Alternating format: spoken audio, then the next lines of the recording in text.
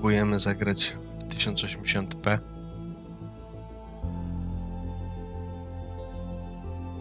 W full screenie, który przez to nie zajmuje całego ekranu streama. Już to poprawiamy.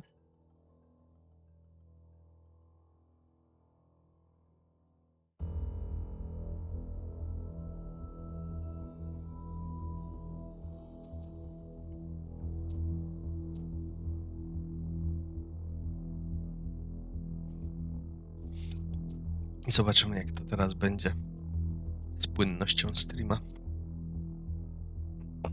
Kosztem mojej niemożliwości szybkiego przechodzenia na drugi monitor.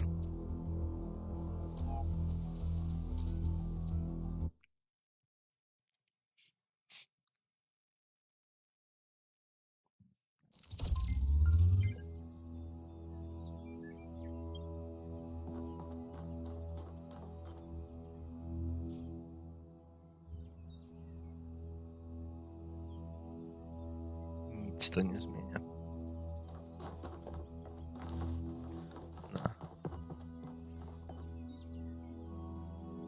W OBS-ie nadal jest napisane niestety, że nie ma pełnych 60 klatek. Kurde.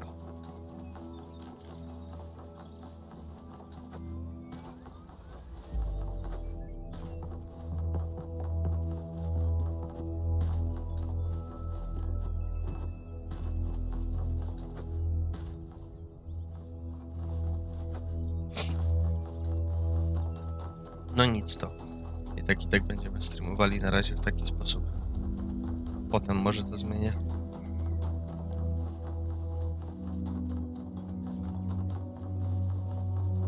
Dobra, teraz idziemy poszukać Sfinksa, bo nie udało mi się wczoraj znaleźć tej gwiazdki. Jednak mi na tym zależy.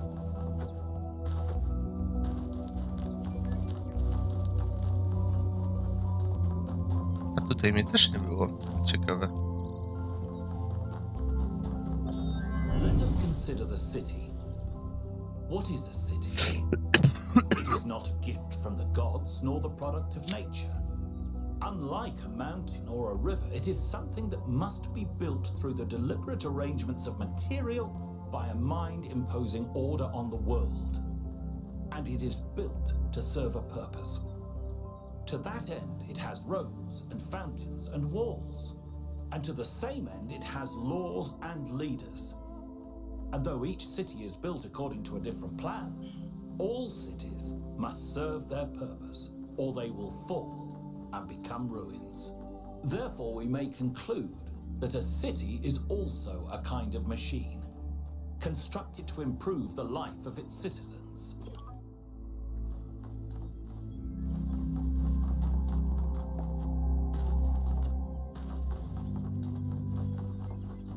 Dywagacja o mieście.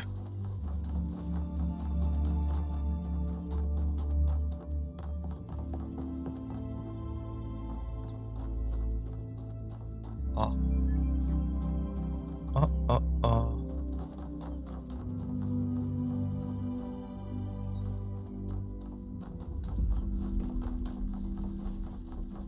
Dobra, na razie nie szukamy Sfinksa, bo zobaczymy sobie, gdzie są nasze tej linie. A, tam jest. Dobra. Teraz spójrzmy, czy na przykład z puzli tutaj da się wyprowadzić tą zielonkę.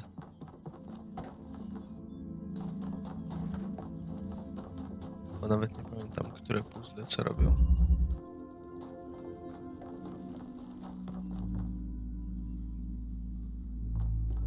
Nie, tu się nie da.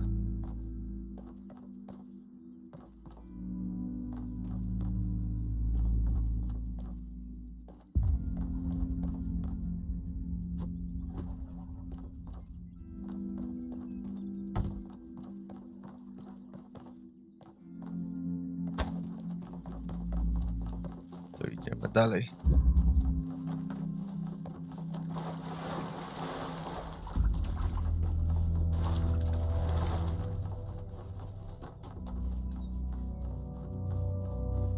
O, tu jest.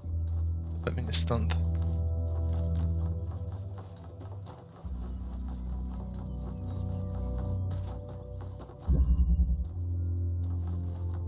Tak. Nawet mamy tutaj RGB.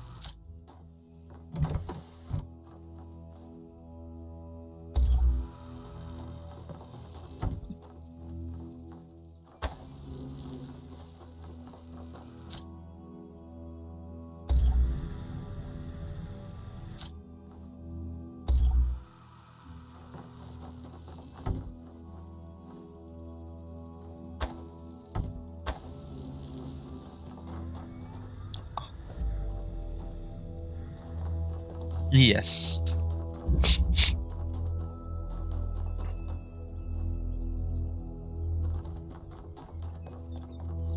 To już w ogóle zeskanowaliśmy? Sprawdźmy. Pewnie tak. Tak.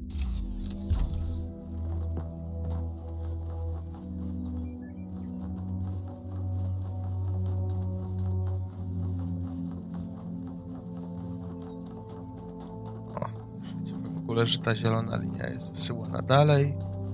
Nawet nie będziemy szli w tamtą stronę, tylko od razu pójdziemy na przełaj.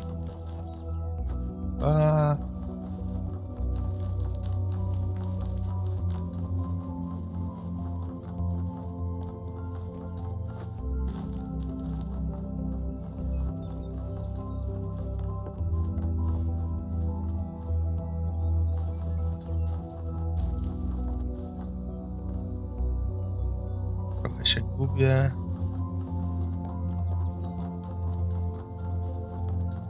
O! Cześć, Melville. What is it? Tell me about the New New Alexandria. Alexandria. What a mess. It was an attempt to start a new city, but it went about as sideways as it goes. Gas explosion, more than 30 dead, unrecoverable. Al was there for the whole thing. But why would so much tech from New Alexandria be here? Because the whole place was abandoned. Byron insisted that we had to rebuild, but for the survivors, it was just too traumatic to deal with. So I guess that stuff was just lying around for someone to pick up. That's all. W ogóle wydaje mi się, że źle ustawiłem wielkość streama.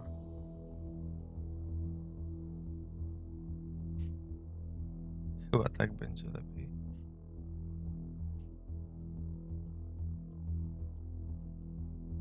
Albo dół mi.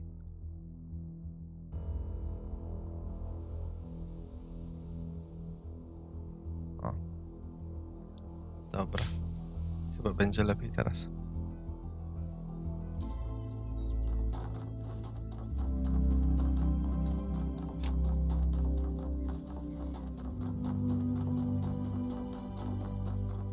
Okej, mamy tutaj moment.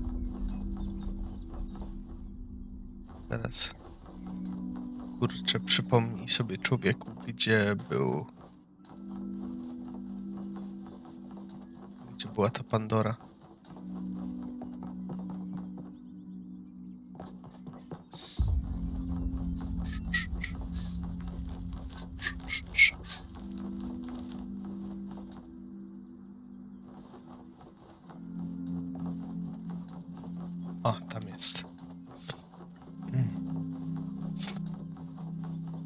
za drzewami.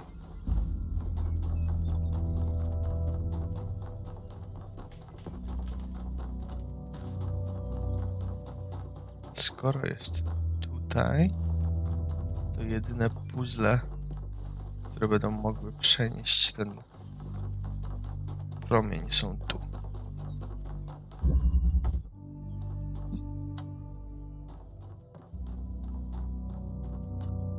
Gdzie ona jest?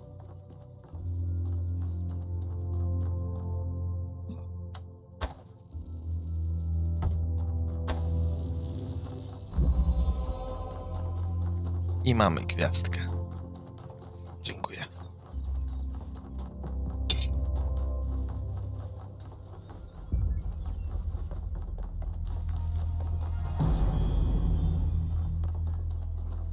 The hunter does not hunt because he is hungry. He hunts because he revels in death. Dobra, to teraz musimy z powrotem znaleźć statuę Sfinksa.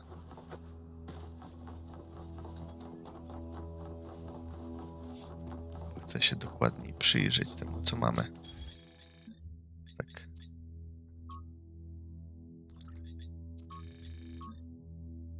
To słabo widzę z takiej perspektywy.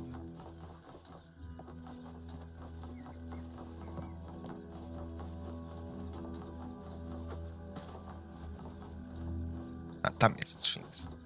Dobra, to biegniemy w tamtą stronę.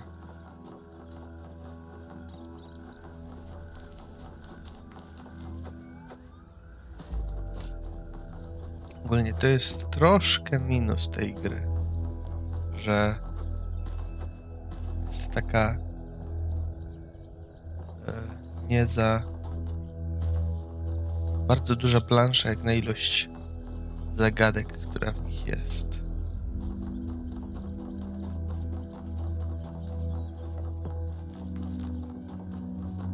W pierwszej części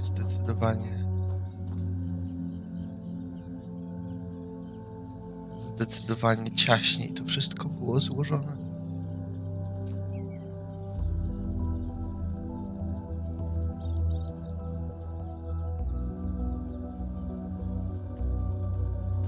Dobra. Ja sobie zrobię screena telefonem, przez co będę w stanie lepiej widzieć, co tu się dzieje. O.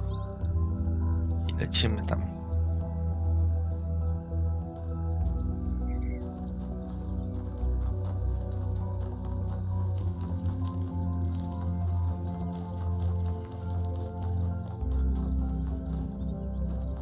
Cześć, Jakut. W sumie trzeba całą mapę dookoła obejść. Ja nie mogę.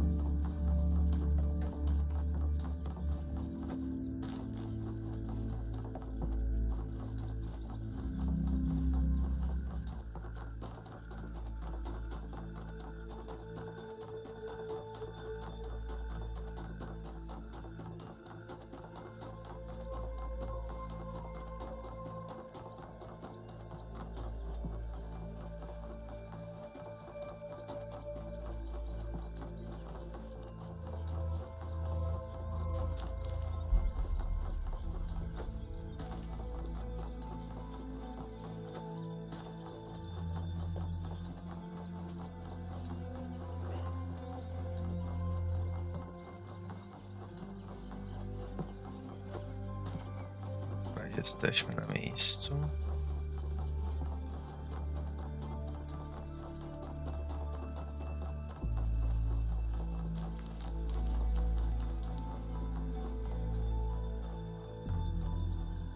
I tak, wiemy, że to jest woda. Tak.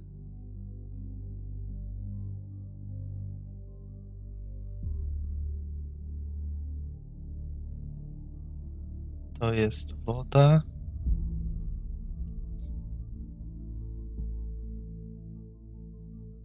To wszystko, co jest takie brązowe to jest woda. Jest ogólnie jakaś polana. Drzewa po prawej przed polaną. Drzewa za polaną.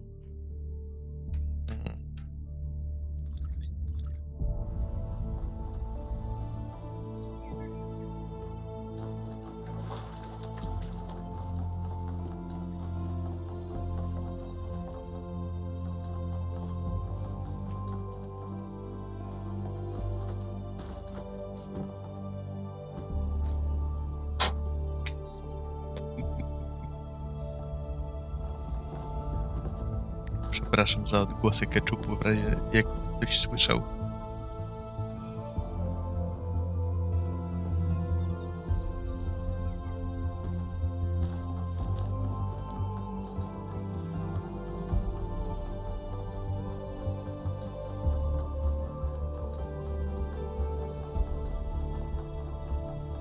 To wygląda, jakby to już było trochę za daleko.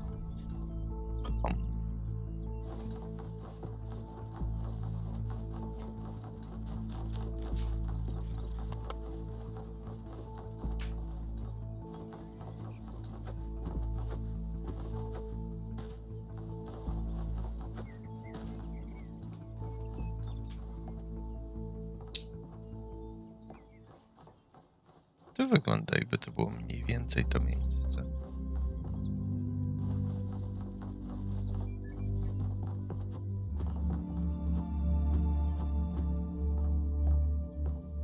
No tutaj już wczoraj byłem.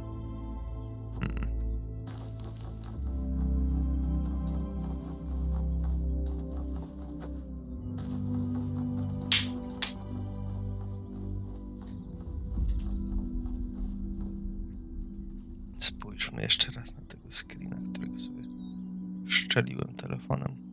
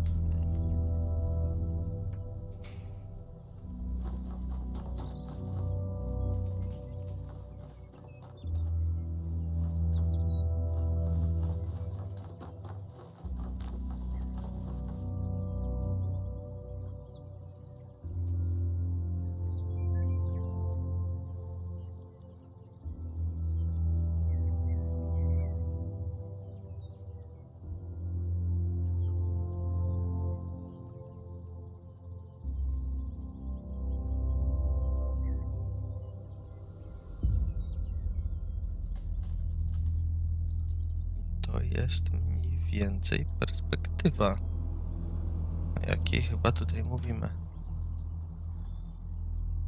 Tak mi się w każdym razie wydaje.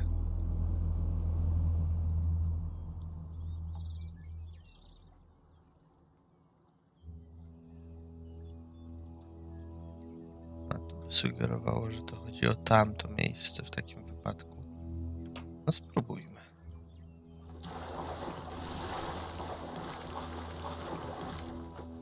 Nadal zrobiłem reset internetu na routerze i nie tnie się tak już, ale nadal tnie. No, ja nadal uważam, że może to być związane niekoniecznie z problemami z twoim internetem, tylko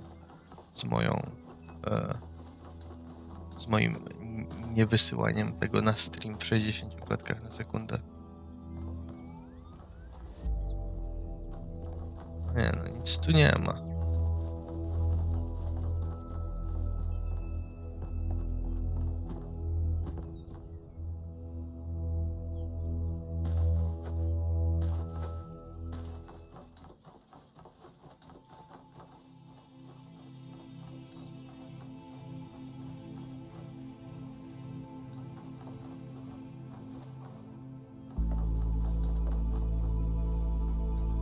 To są problemy z internetem. Miałem 0 KB w sekundę pobierania dzisiaj w gierce.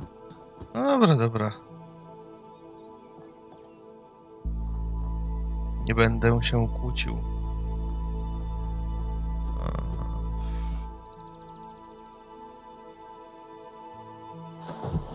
Gdzieśkolwiek jest. Jeśli jest.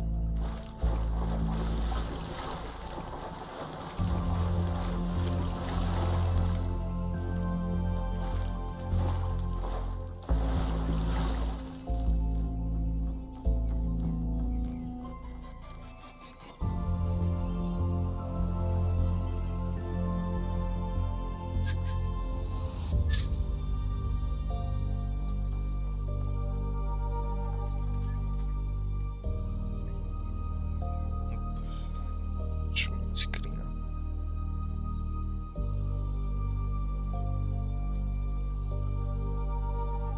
No nie wiem, może jednak źle na to patrzę. Tak niespecjalnie widzę drzewo przed tym.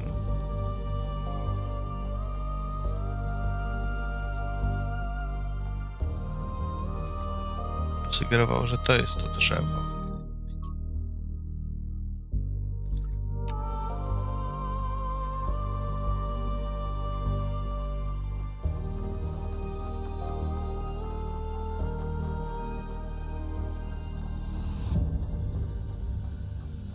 Ktokolwiek widział, ktokolwiek wie, co w Talosie podziewa się, co się dzieje ogólnie, bo przegapiłem półtorej streamu. Dzieje się to, że jesteśmy w tym momencie na mapie East 3 i tak naprawdę zaraz będziemy odpalać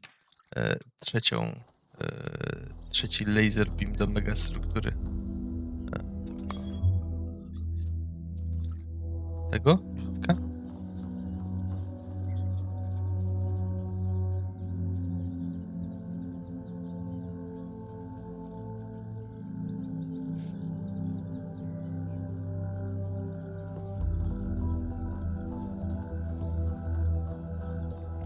Właśnie rozwiązujemy problem w parze.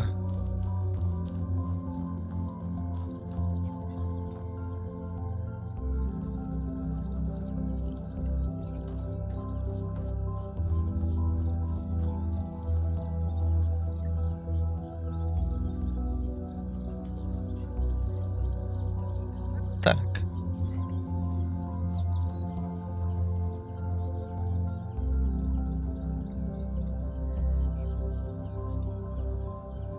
Właśnie tylko tego drzewa nie ma No nigdzie. nie ma.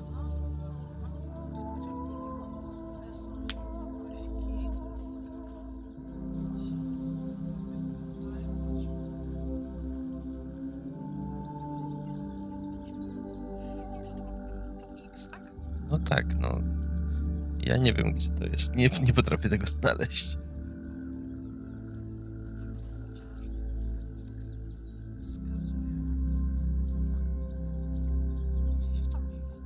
No właśnie już tam byłem. Mogę tam pobiec jeszcze raz, zobaczyć, co się stanie.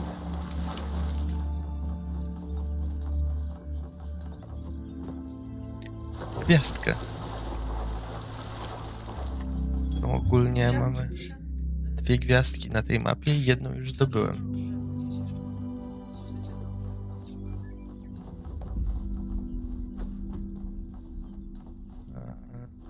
Dlaczego strzelamy laser beamem w megastrukturę? To brzmi apokaliptycznie. Zaraz powiem. Nie pamiętam, czy w drugim streamie już było, że strzeliliśmy pierwszym laserem, ale chyba tak. Wydaje mi się, że na pewno jest przed tą drzewo. Jak gdyby to jest zdjęcie stare, dosyć nowych rzeczy się pojawiło, ale że to musi być jeszcze przed tą. Czyli co, gdzieś tutaj na dole. Nie musi być konkretnie na dole, w sensie, dopiero dalej się zaczyna to drzewo.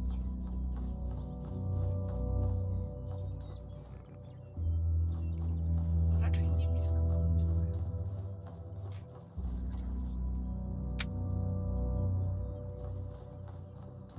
Technicznie tutaj jest ta łąka, to takie jasne. To powiedziała, że nawet jest na wyższej części wzgórza. Że jakby w ogóle, bo jak tego drzewa nie widać, to tutaj jak gdyby te wszystkie drzewa też jak gdyby ich nie ma na tym zdjęciu. Co to jest?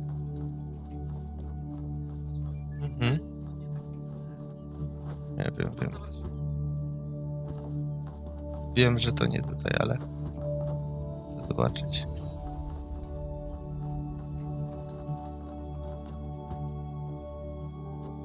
Jesteś zaskoczony, jak dobrze słychać kopilotkę. No, dobry mikrofon.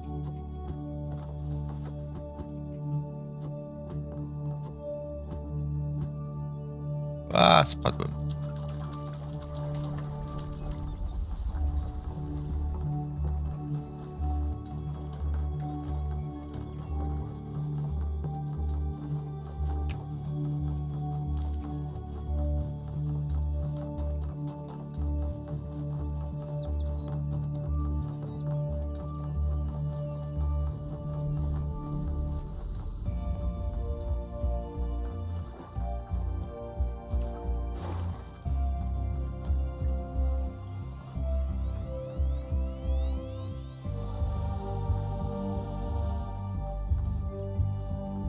Ogólnie muzyka nie pomaga w eksploracji, w wyszukiwaniu tej gwiazdki, bo ciągle słychać jakieś takie odgłosy elektroniczne ładowania się, które by sugerowały, że się coś znalazło.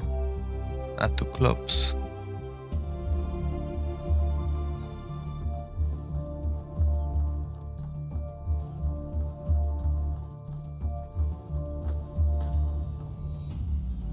O! Tu był przełącznik na tym. No i to jest wszystko. Ja teraz muszę powiedz z powrotem do tego Sfinksa i tam będzie ta gwiazdka.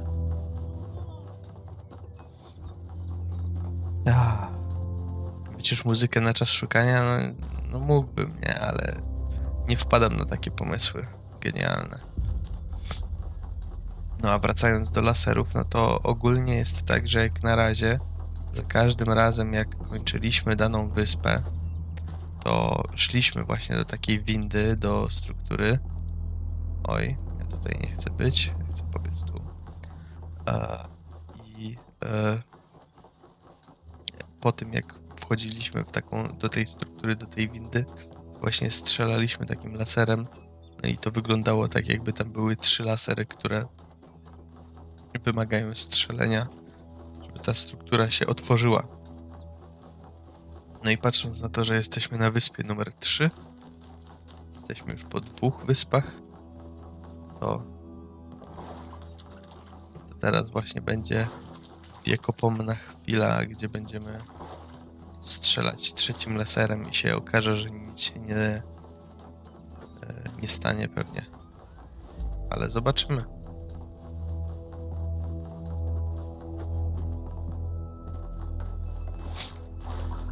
Zrobiłem cliffhanger na to, że przed rozpoczęciem robienia sobie mostku tam wyłączyłem streama, ale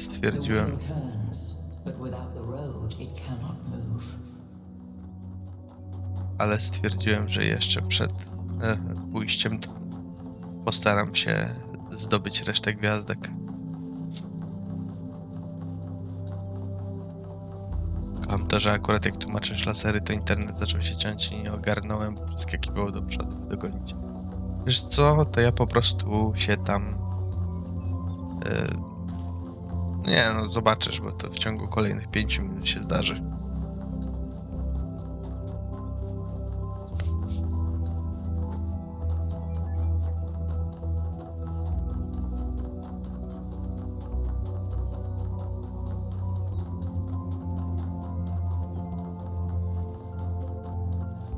W takim wypadku powiedziałbym, że polecam oglądanie na YouTubie, bo tam można sobie zawsze cofnąć.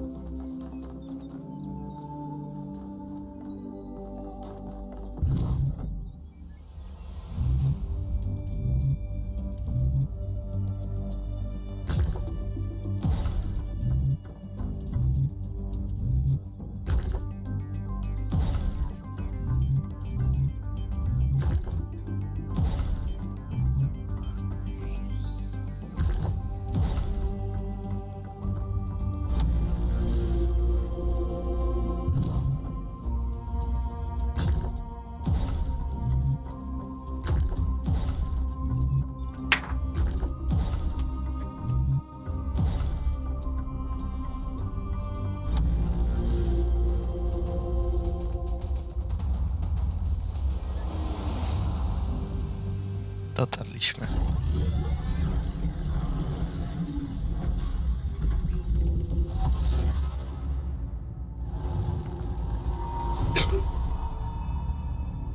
When the craftsman Daedalus was imprisoned in the very labyrinth he had created, his only solace was his son, Icarus. To escape their plight, he fashioned wings of feathers and wax. He warned his son to fly neither too high nor too low, but his son, enraptured by the freedom of flight, flew too close to the sun. Thus the wax in his wings melted, and he fell to his death. What was the sun's error?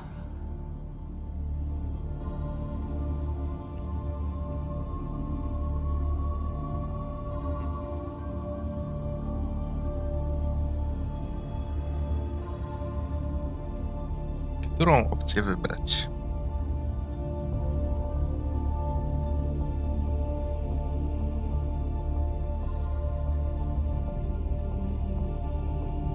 Wydaje mi się, że carelessness. Or was it Daedalus who was careless, giving the wings to Icarus, knowing that all young men are rash? After the death of his son, Daedalus withdrew in sorrow to a foreign land. King Minos came looking for the craftsman to exact his revenge. The answer to a riddle revealed where Daedalus dwelled, but for Minos, that answer was his ruin. Consider King Minos burned in his bath as you seek your own answer. Common, hashtag not all men? Nie rozumiem.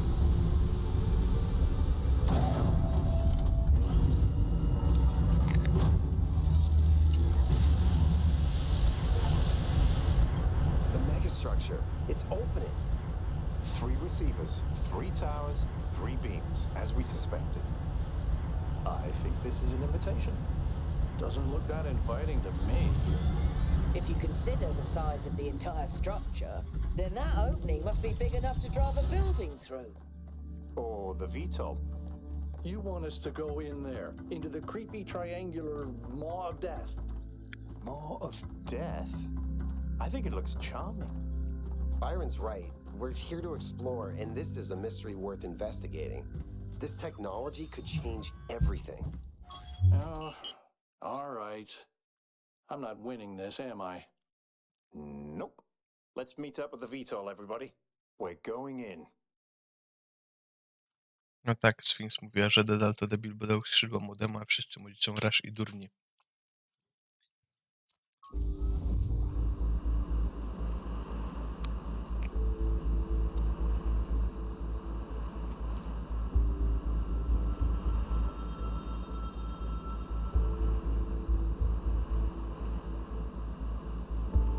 By the way, I finished my analysis of the particle clouds.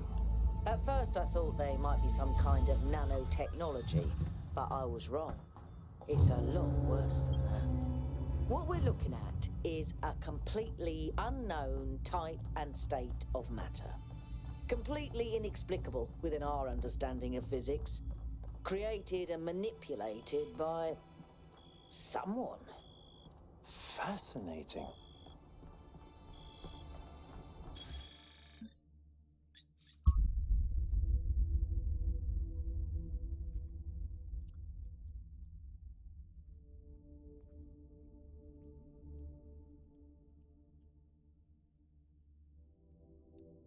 Imagine an ant trying to make sense of a nuclear power plant.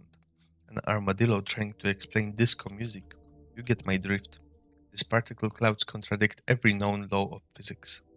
What's really shocking here isn't that we are seeing a new and powerful technology, it's what this implies about our grasp of physics. A lot of what we thought we knew must be wrong or incomplete on some fundamental level. A humbling realization. I don't like it. To wszystko?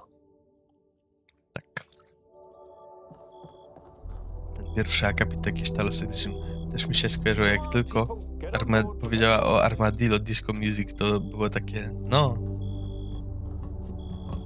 Yakut, take us in. Aye, aye, sir. Have any of you ever read an ancient writer called Ian Banks? I guess not. He postulated the concept of the outside context problem. That's when a society encounters something so advanced, so different, that they simply could not have conceived of it. That's what this is. This whole place is one giant outside context problem. And we're headed right into it.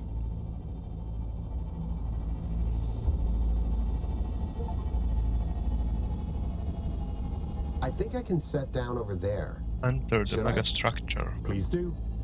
I can't wait to get a closer look.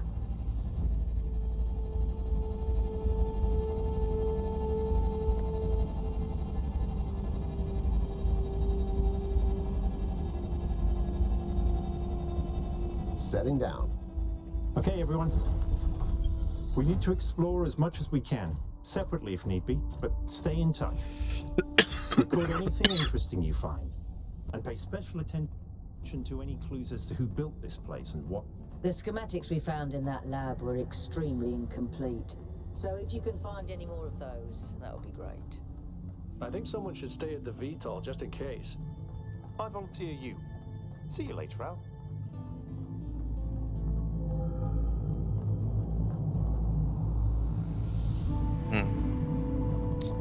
Roboty jako statuły.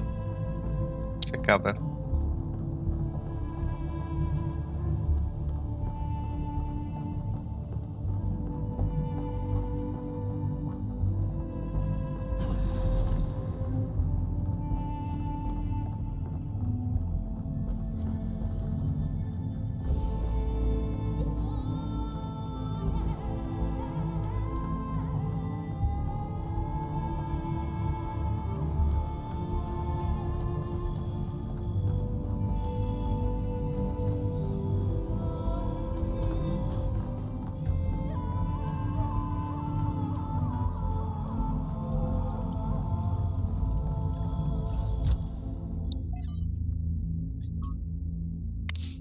From Loyalty, from Arkady Chernyshevsky's In Our Likeness, Essays on Humankind Reaching Adulthood.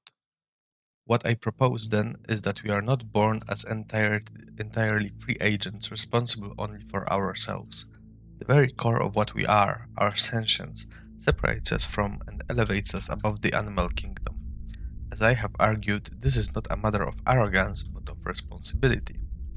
However, this blessing also demands something else from us, something more personal than responsibility, and that is loyalty. Our ancestors, less atomized than we are, experienced a crude version of this loyalty, swearing allegiance to tribes, races, nations, and other such semi-fictional concepts. This fragmented understanding was easily exploited and led to many conflicts. We can condemn them for that, or we can choose to believe these were necessary historical steps toward our growth. But above all, we must stop indulging in such childlike behavior. Our species can no longer afford to believe in Mother Russia or Uncle Sam. Neither, however, can we afford to indulge in the adolescent rebels in misanthropy, rejecting the many gifts we have been lucky enough to receive, not from above, but from the history of our species. To put it simply, each of us owes a burden of loyalty to humanity itself, to the human project across time and space. This is not a minor matter or some abstract issue for philosophers. It is a profound and significant part of every human life.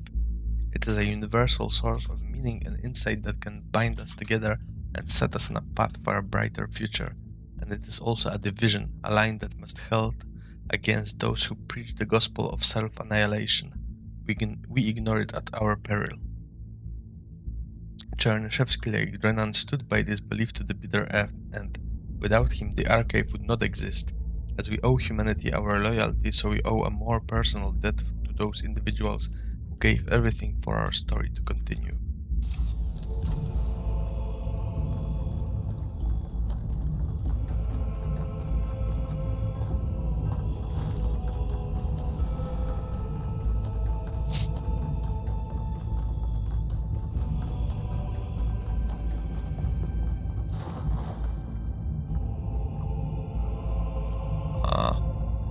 Przepraszam bardzo, chciałbym z tego skorzystać, Melville.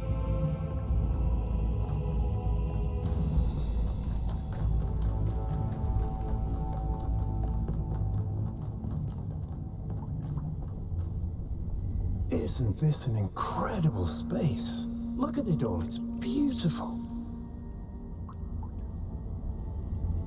I agree. Good, that's excellent. I find that a lot of people these days can't see the beauty in things created by human hand. They can look at an ant colony or a coral reef and be impressed, but if it was made by humans, they just don't see it. It's good to be humble as an individual, but we have to be careful not to lose track of our accomplishments as a species. If we're impressed by the complex patterns produced by animals, then this should be breathtaking.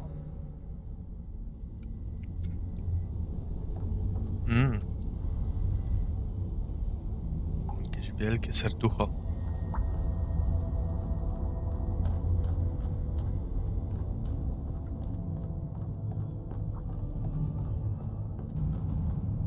Ale brak stałych 60 klatek na streamie to jest jednak problem mojego albo OBS-a, albo encodera. Bo po tym jak zmieniłem sobie rozdzielczość na 1080, mam 100. Hold on a second, 1K. I think I can find an override for that door. Maybe after that, you can help me with this elevator? One problem at a time. What's going on with these fast structures? Okay, door should be opening. Now, about the elevator. Actually, the elevator's fine. Are you sure? Yeah, I'm pretty sure. No idea where I am, but it's working. Don't go too far. Try to circle back. On it. Okej. Taki refreshing take od Byrona. No.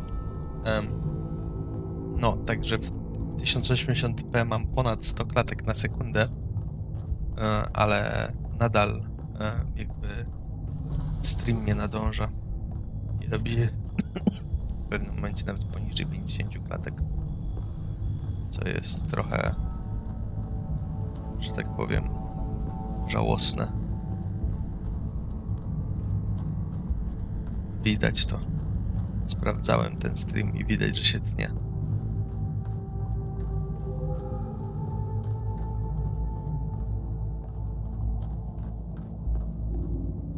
Ale to jest wielkie.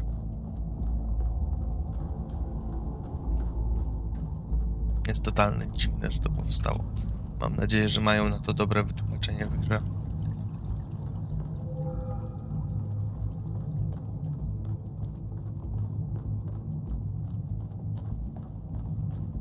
Kwestia jest taka, że z tego, co się dowiedzieliśmy, to... O, Jakut. Cześć. Hey, 1K, can we talk for a second? That whole thing with the elevator just gave me the creeps. Sure, what's up? When we first arrived here, I was really excited. It's such a huge place. The technology is so advanced. If we figure out what it all means, we could really change the future of New Jerusalem. The mayor says we have to avoid repeating the mistakes our ancestors made, to stay humble, to not reach too far. And that sounds very abstract, but I've seen the ancient cities. I've seen how much they built, how much they grew, how far they fell. So I've been thinking, what if all this sets us on the same path? What if this is too much power for anyone to control?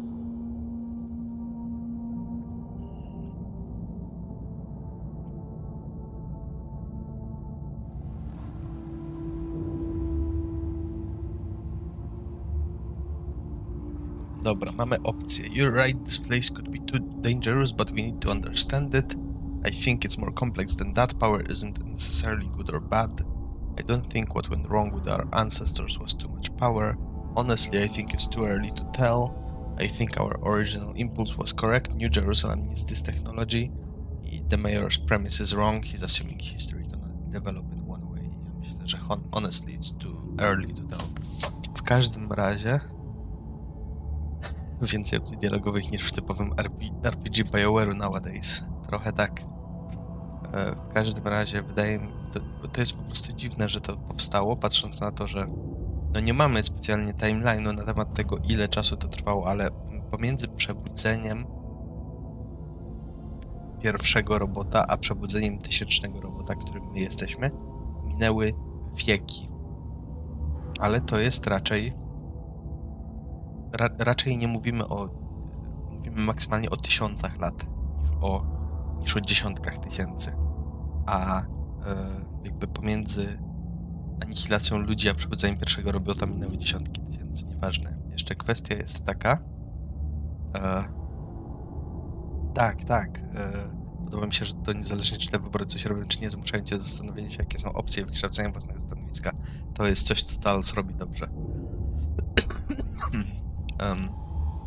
No, także jakby mitologia tej gry jest taka, że w ogóle część robotów chciała zbudować drugie miasto. Mają nowe miasto, jedno miasto, Nową Jerozolimę.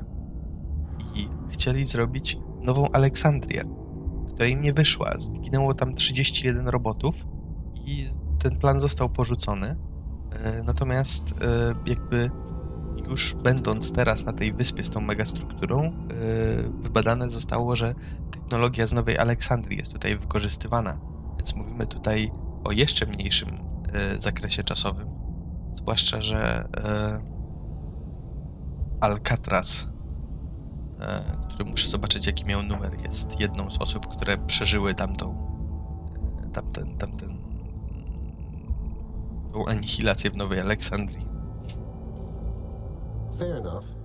Maybe I shouldn't worry so much before we know more. Thanks for talking to me, 1K. I know we're in the middle of something, but I kind of needed that. Anytime. No i patrząc na to, że po prostu załóżmy, że tak 1000 lat to zajęło. Patrząc na to, w jakim stanie jest Nowa Jerozolima, to jest nieskończenie bardziej zaawansowane, czasochłonne, pracochłonne, energochłonne. Oni u siebie w mieście, w jednym, w którym jest powiedzmy 950 robotów, mają problem z tym, żeby mieć wystarczająco dużo energii na spełnienie wszystkich swoich potrzeb. Dziwi mnie to. I mam nadzieję, pójdziesz?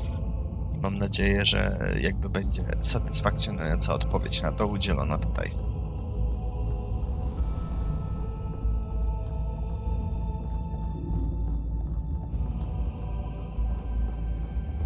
Looks like another set of puzzles. Same pattern, Dziękuję. 1 gate, 3 receivers. Like some sort of fractal symmetry.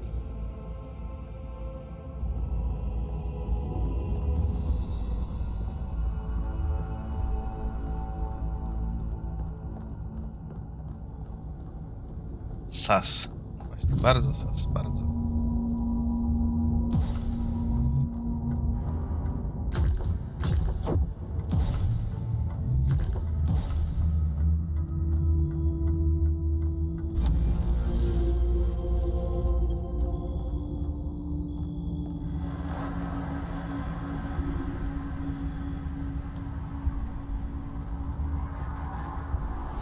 Jaka musiałaby być, by mnie satysfakcjonować, nie wiem.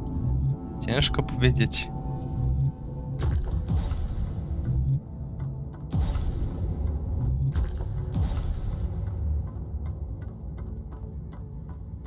Nie jestem dobry w tworzeniu historii, więc nie jestem dobry w wymyślenie, jak musiałoby być prawidłowo to rozwiązane, zwłaszcza, że nie mam wszystkich informacji, tak? Dopiero się dowiaduję rzeczy.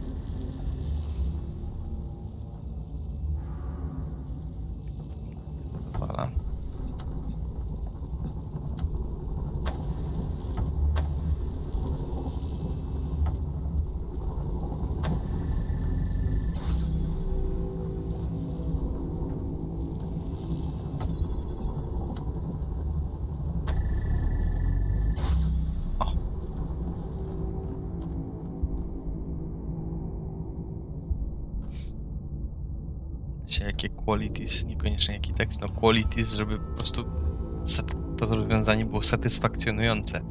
Trzymało się kupy, było sensowne i po prostu jakby cieszyło Pychol, że miałbym po tym wrażenie, wow, postarali się. Dziękuję.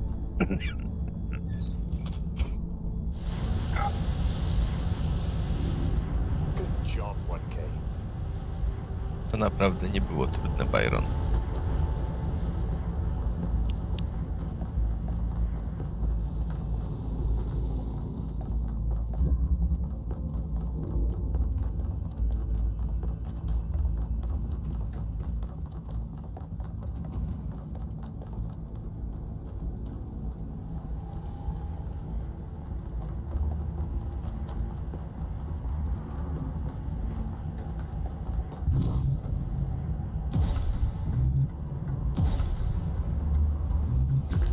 I wonder how far down this goes. Raczej nie chcemy sprawdzać.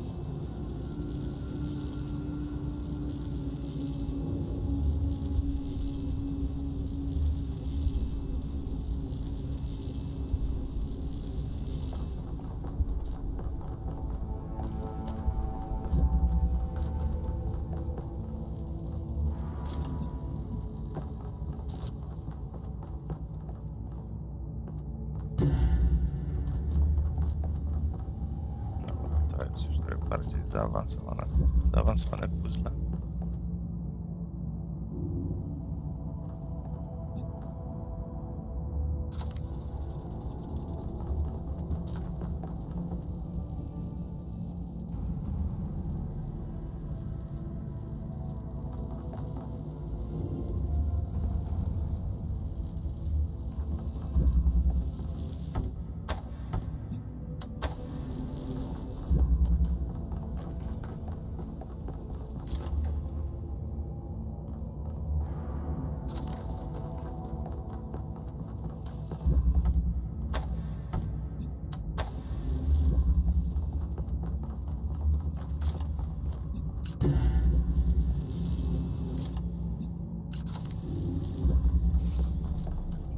Aczkolwiek jednak nie było tak źle.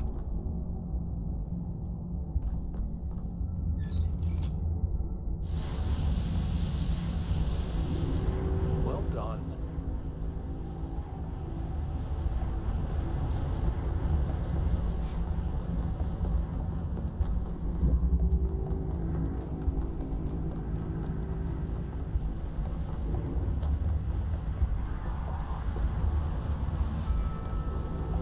This is madness. Even the walls are bursting with power.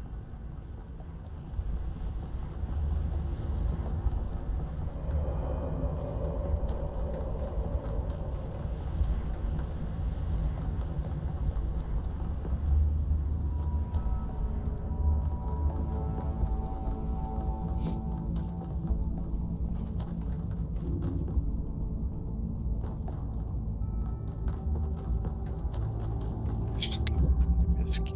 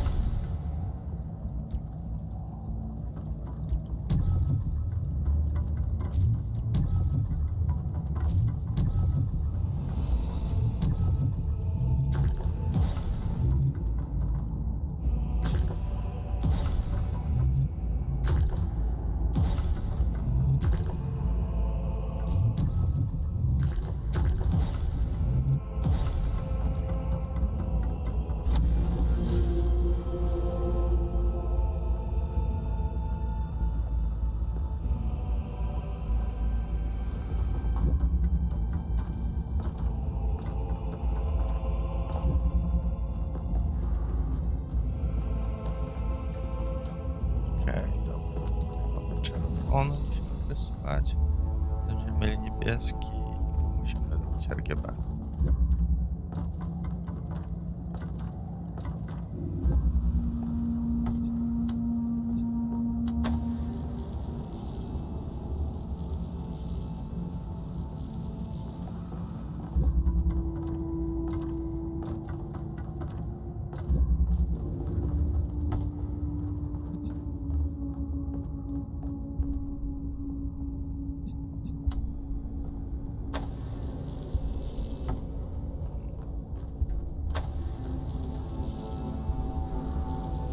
Chyba tak będzie.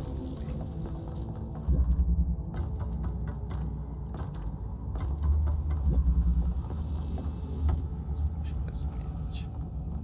Było mniej więcej tak.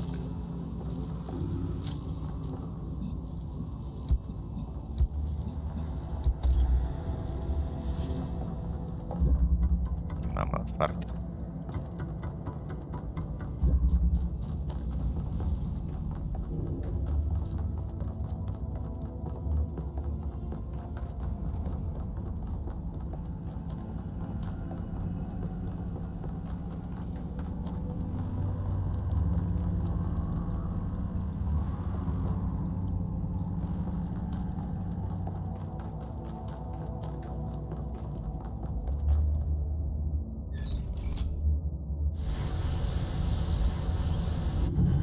The gate's open. 1K if you want to. Go ahead. I'll finish up scanning this. Tak, oczywiście, że mi się należy odkrycie tego, co tam się dzieje.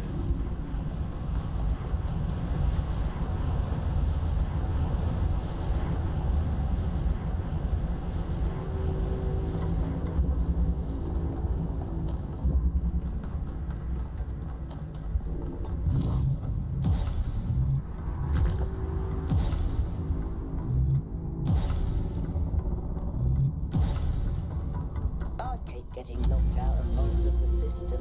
I think I've tracked down some more schematics, though. Let's see. This might do something. Or not.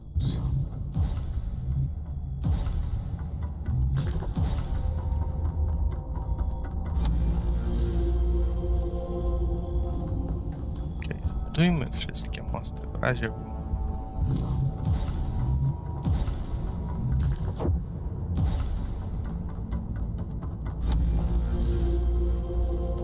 tutaj już byłem, nie? Mnie to nie interesuje.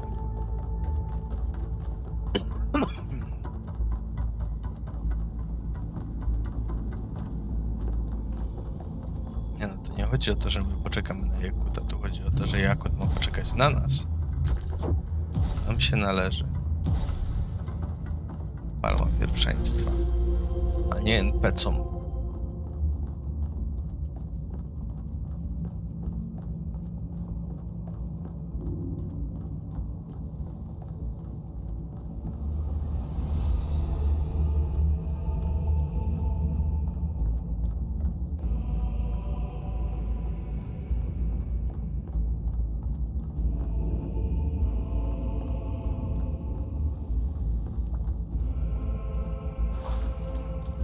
Co to za miejsce jest?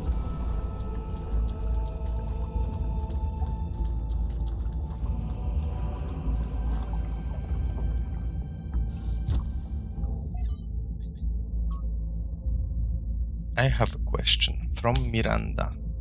I was doing some reading while the last trial was running and I came across something I don't understand. There are a lot of references to ancient humans feeling that science is boring. To me, everything we're studying is mind-bendingly incredible, whether it's quark gluon deconfinement or neutrino-antineutrino oscillations, or even something incredibly basic like the properties of light. I understand why our ancestors cared about art, why a beautifully crafted story or poem was moving to them. But how could they not see that everything that surrounds us is just as incredible? Studying science is like studying the most incredible machine ever created, a machine designed to build worlds and tell stories. How could they not see that? I'm sure there's a good explanation, but I don't get it. Miranda to jest ogólnie robot, którego widzieliśmy, który nie jest jednym z tego 1000. O, znowu przeładowanie. Będziemy mieli kolejną wizję. Mother, what are you thinking about, Mother? The Talos principle. You see, it has two applications. One is to the self. It means facing the truth even if it frightens us. Understanding that living beings are machines and we can't afford to lie to ourselves. But that's just the beginning. The second application is to the world. This one seems easier at first. It's less difficult to understand that the universe is a machine governed by laws. So we and the universe are the same. No, and that's the crucial part. We are conscious. Consciousness is rare, unlikely, but it's also the foundation of everything else. Without us, there can be no meaning. Without someone to perceive it, the beauty of the universe is pointless. But that shouldn't make us arrogant. No, in fact, it means we carry a tremendous responsibility. We are the light of the cosmos. And if we go out, there will be nothing but a cold, dark machine.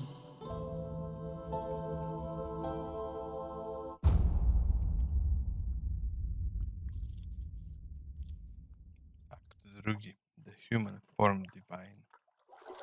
Athena? The founder was here? She could still be here. Właśnie przypomnienie, że Athena to jest protagonista pierwszej części. Protagonistka. We have to look for her. I'm reading some pretty big energy spikes. I think we better scramble. But she could be right here, right behind the next door. I could turn around a corner and walk right into her. If she's really here, she'll still be here when we come back. But right now, safety needs to come first. Let's go, Byron. You're... Oh. Damn you, but you're right. Heading back.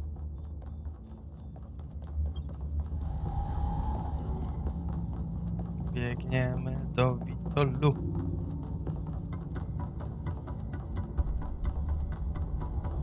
Nie wiem, może tego nie słuchałem, bo tak nie bardzo mi się włączył Existential Dread.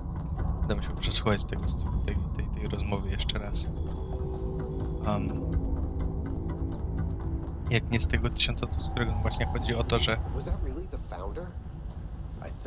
mocna sugestia, że po prostu są nowe roboty.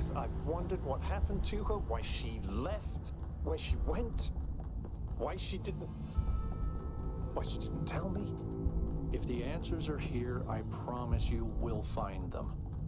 We just have to be careful. Follow protocol. Jakby to, że mamy 1000 robotów, przypominając, I still jest... can't believe the founder built this place.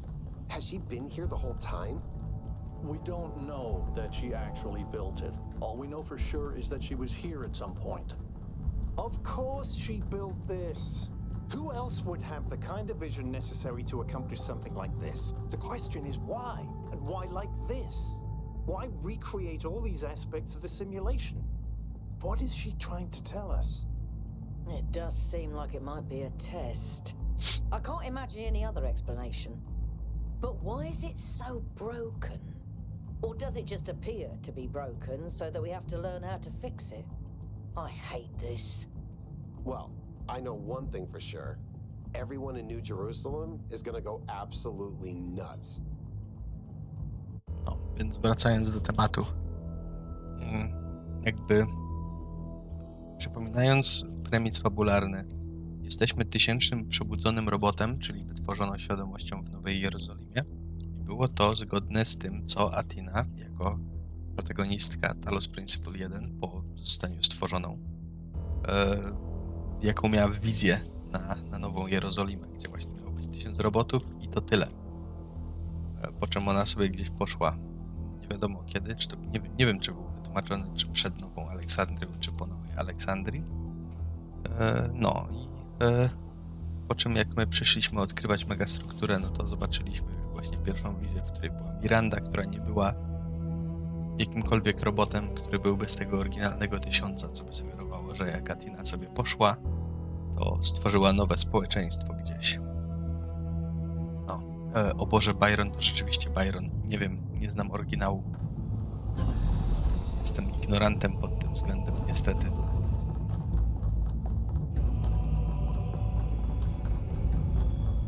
Czy mogę to kliknąć? Czy tutaj będzie coś ciekawego?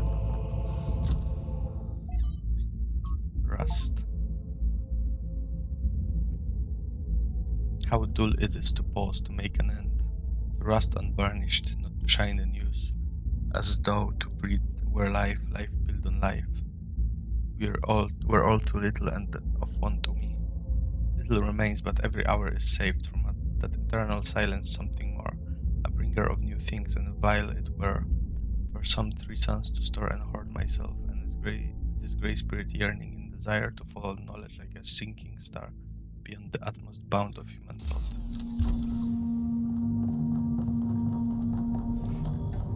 Także jeżeli kojarzysz oryginalnego Byrona, to możesz powiedzieć, kto to jest, co to jest, czym się zajmował i w ogóle.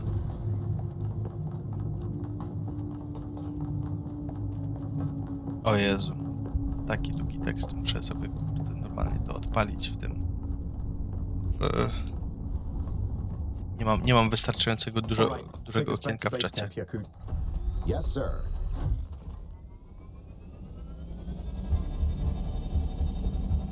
I'm getting some new readings. Looks like 2 of the northern sites are lighting up.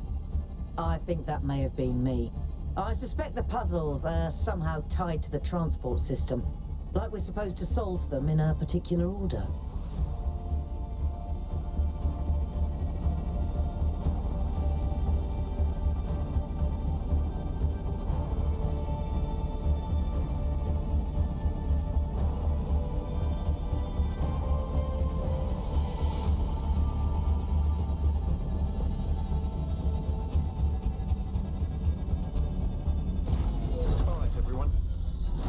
Objective is getting back Into the megastructure. 1K, I want you on puzzles. You seem to have a knack for them. But the rest of us can't neglect our secondary objectives of studying this island and understanding this technology.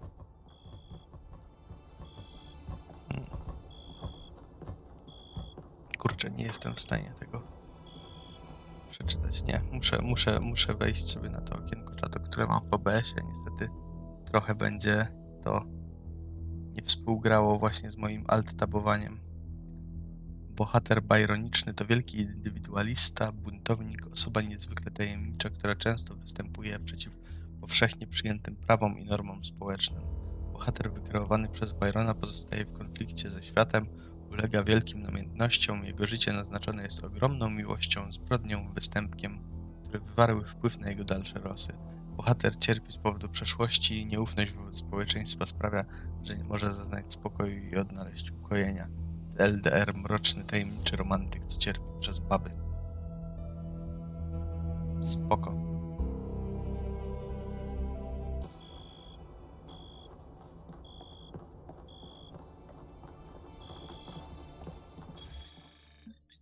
Research. From the degree to which vegetation seems to have spread, I would guess the megastructure has been abandoned for a while. Although the combination of moisture and heat does create an ideal environment for plant growth. What makes it harder to be sure is that some plants have clearly been placed for decorative purposes, so a lot of what we are seeing may have spread from there rather than coming in from the outside. It's surprisingly beautiful, but also kinda creepy. Ale chciałem mapę zobaczyć. A, mamy North 1 i North 2. Spodziewałem się szczerze, że pójdziemy na południe, a nie na północ.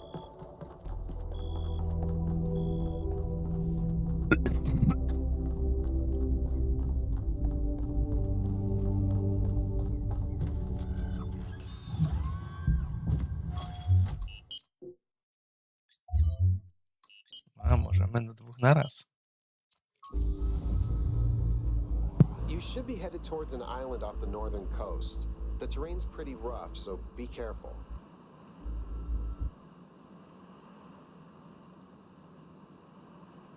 Yes? How irritating.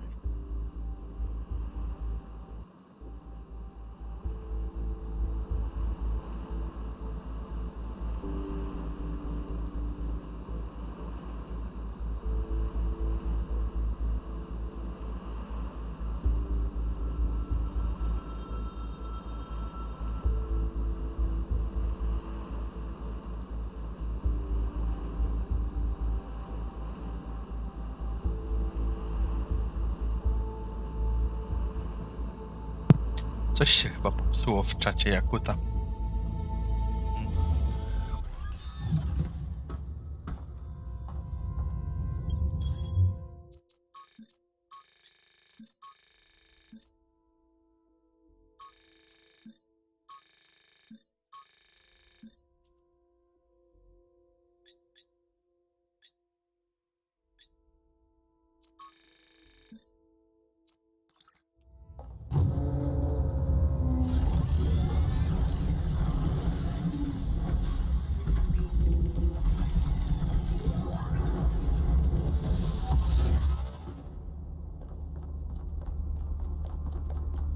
O!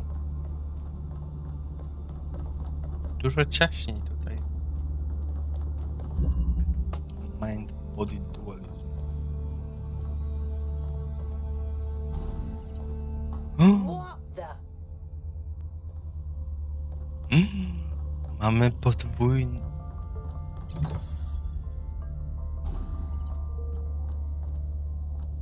Ojeju. Mózg rozjebany.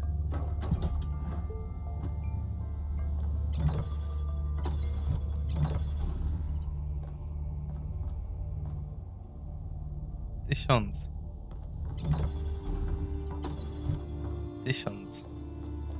2000.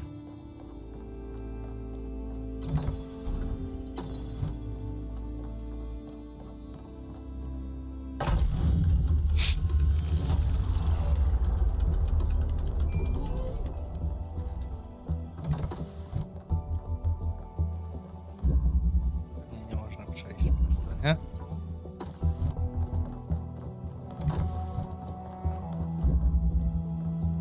Tutaj sobie tak stał.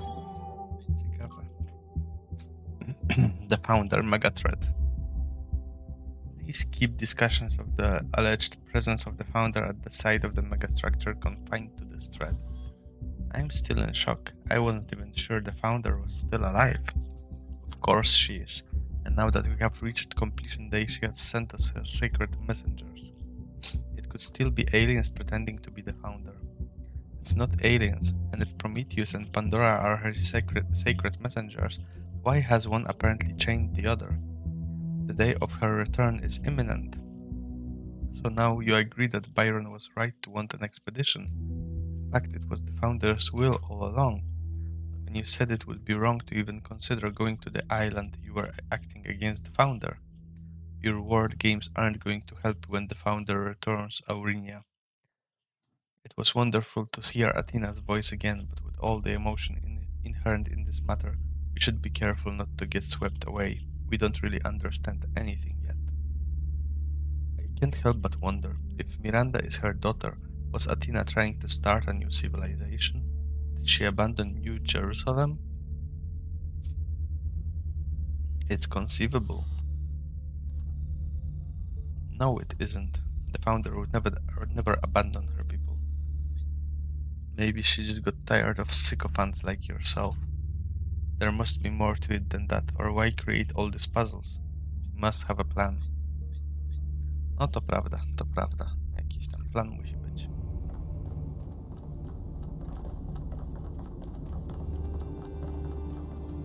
Hey, Yakut.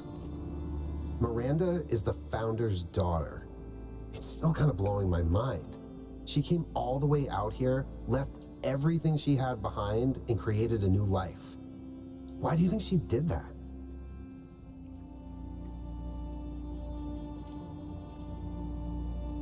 To help her with her secret project. That sounds cold. I hope it's not true. Miranda seems like such a lovely person. It would be terrible if she was created just to be a servant. No nie, nie to miałem na myśli. How are you feeling? I'm not sure, to be honest. This is all so surreal. Walking around here is so peaceful, but it's also, I don't know. One moment I feel inspired, the next, kind of creeped out. Why is the northern part of the island mostly underwater? Our ancestors relied heavily on fossil fuels for energy generation, which released a lot of carbon dioxide. This caused the atmosphere to trap more heat, which changed the planet's overall climate. The effect continued even after they were gone, and these low-lying areas were flooded. I've seen a lot of places like that. Did you ever meet the founder?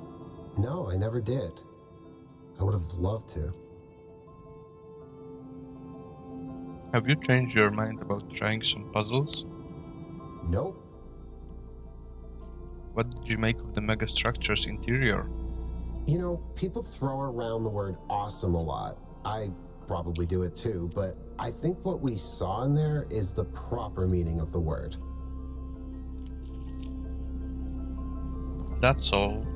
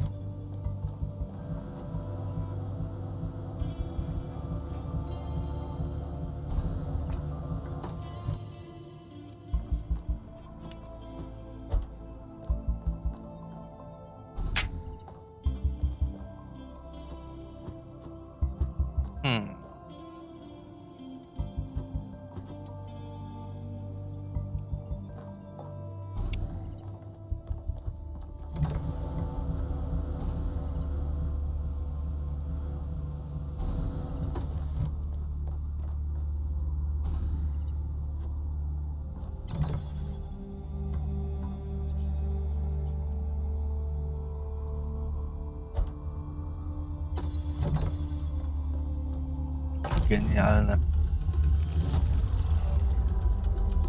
Genialne puzzle. Jestem zachwycony. Any further insights on the particle clouds, Melville? To be honest with you, Byron, I feel like a caveman trying to study Bose-Einstein condensate. I'm seeing unknown particles whose every property violates the laws of physics, apparently capable of being controlled and recombined into just about anything. It's ridiculous. Maybe someone in New Jerusalem can figure it out. Sure, just give them another 1,000 years.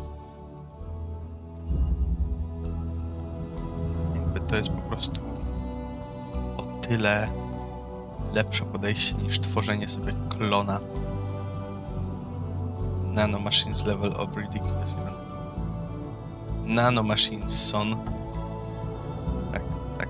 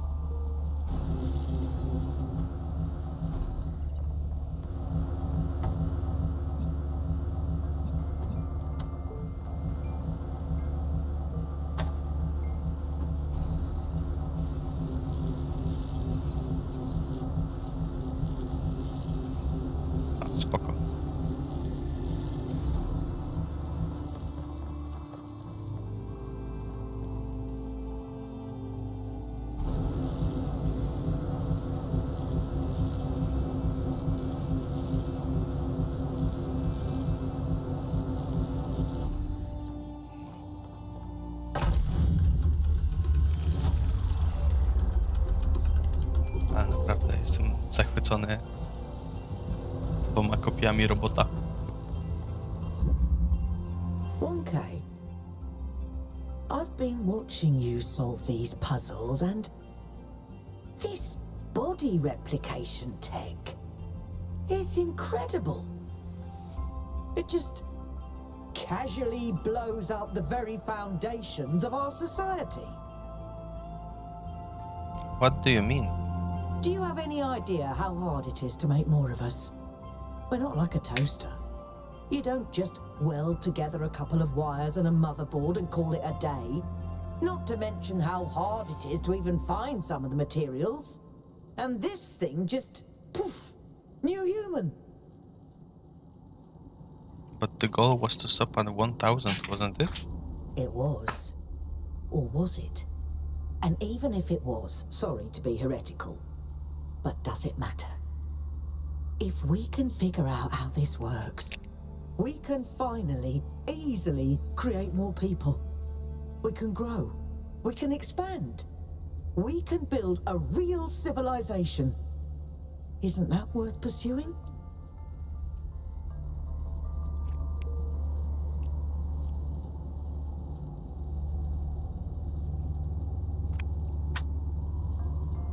Maybe there's some point where there's enough people, but this is not it. Look, yes. Large amounts of people can cause problems. But even the problems they cause are interesting. Because without people, the world is boring. I'm not even saying there isn't some planetary limit. But I've done the maths. It's in the high billions, not a measly 1,000. Anyway, we all need to think about what this means. Glad you and I are more or less on the same page. All right.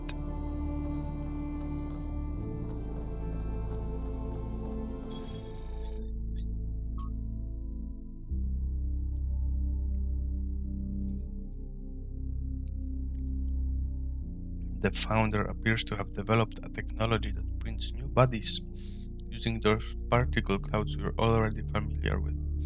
These bodies come with a protocol for instantly transferring the user's mind. I cannot sufficiently underline how mad this is. The implications would be breathtaking if we breathe. Jeju, jak prawidłowy sposób powiedzieć po angielsku, gdybyśmy oddychali w czasie przeszłym? Breathe. Breathhead. Breathed. Nie wiem. There seem to be a number of safeguards. So far, I've not been able to get this tech to work outside the puzzles. I did manage to sort of make sense of the mind transfer protocol, however, and I'm uploading all the data I've collected. It will need to be studied extensively before it can be used, but I can think of a lot of potential applications. What really grinds my gears though is how casually it's all deployed. It takes us ages to make a new body, and here there's a whole bunch of them doing no more than holding up platforms or standing on pressure plates. Is this all a joke? Gra jest bardzo meta. This body replication technology is proof of just how vital this expedition is. We may not know how it works and what its limitations are, but the technology itself isn't even what really matters. What matters is to expand our imagination, to realize that other futures are possible. I'm glad you see it that way too, 1K. After all, the world is better with you in it, isn't it?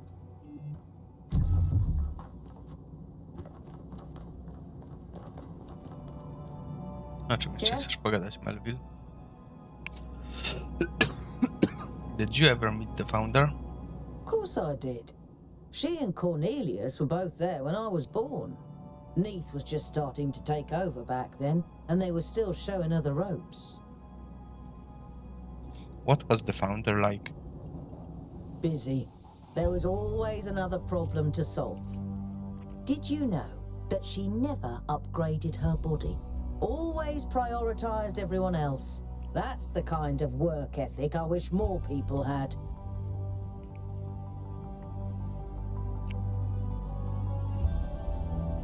I think the obsession with work becomes self-destructive at some point. I disagree. At least when it comes to myself. For me, living is doing. Do you ever crave companionship? I've never felt the need for a partner as such. I've met a lot of people who do. Athena and Cornelius, Atal and Damien, Sarabai and Hypatia. But that's not really for me. So far, at least. But I do have social needs like anyone. What I like is a pleasant buzz of humanity. Not too close, not too far.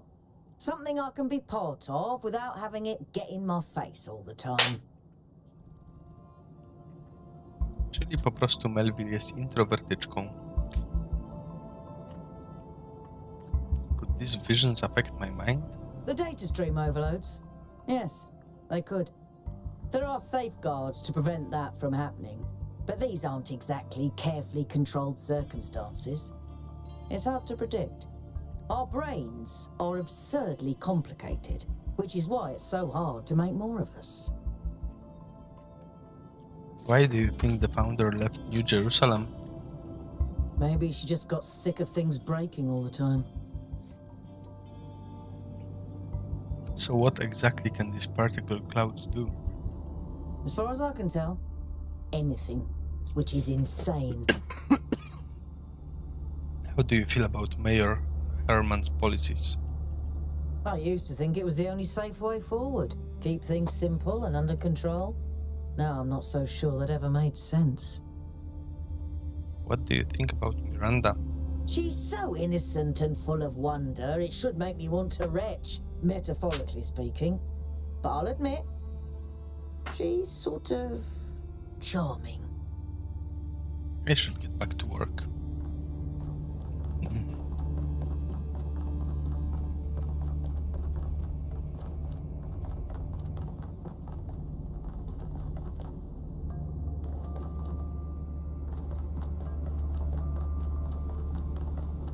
Jezu, widzę na mapie zagubiony level. Czemu?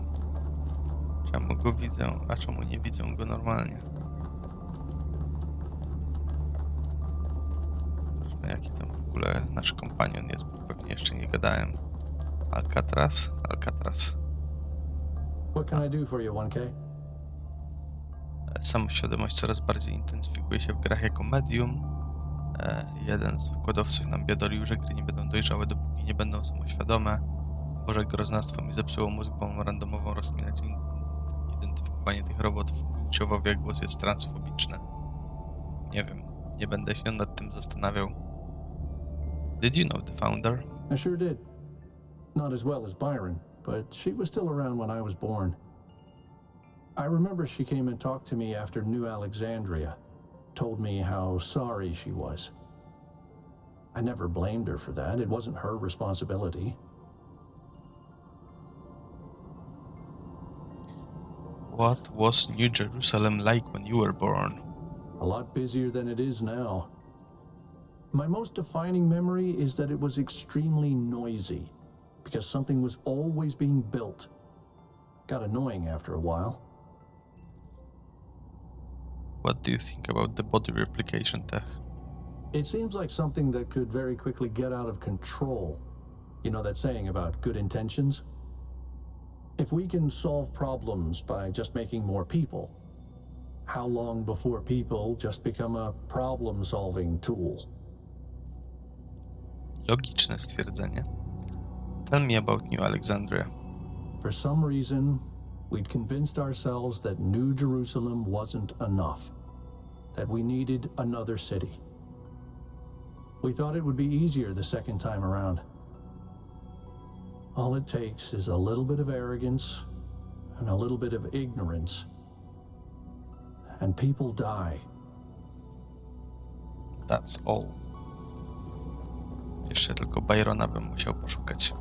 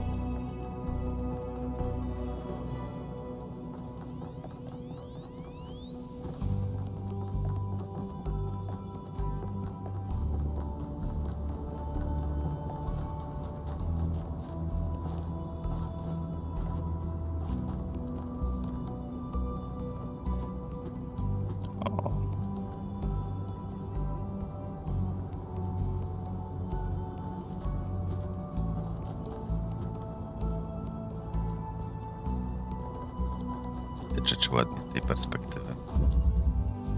High ground. O! Aż 2.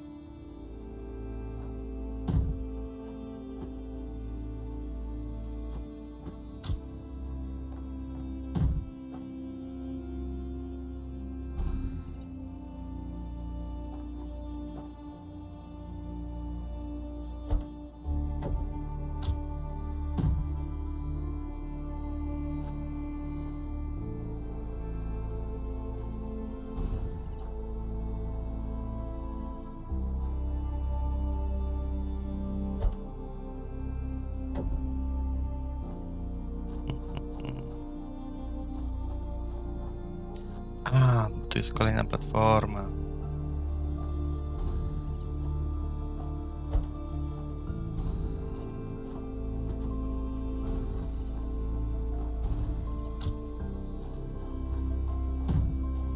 Nie zauważyłem.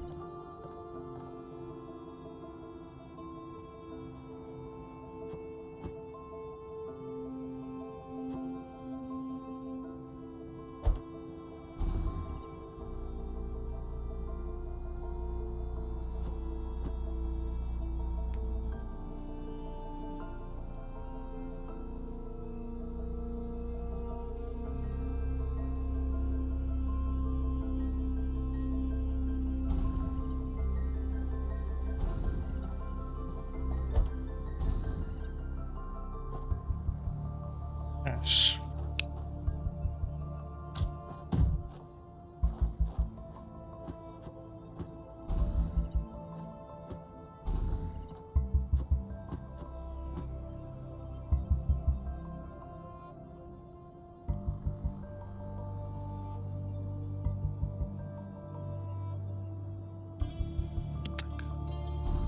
Wydaje mi się, że już wiem jak.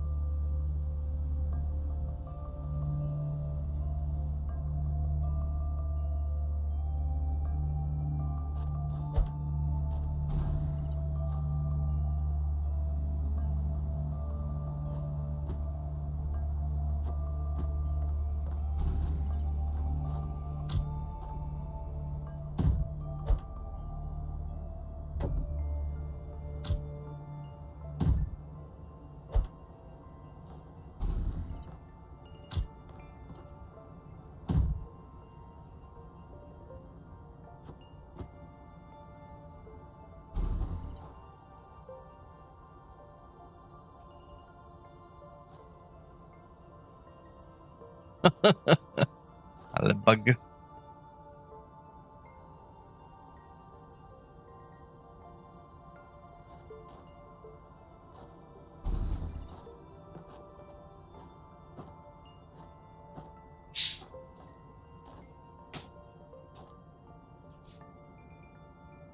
Dziękuję.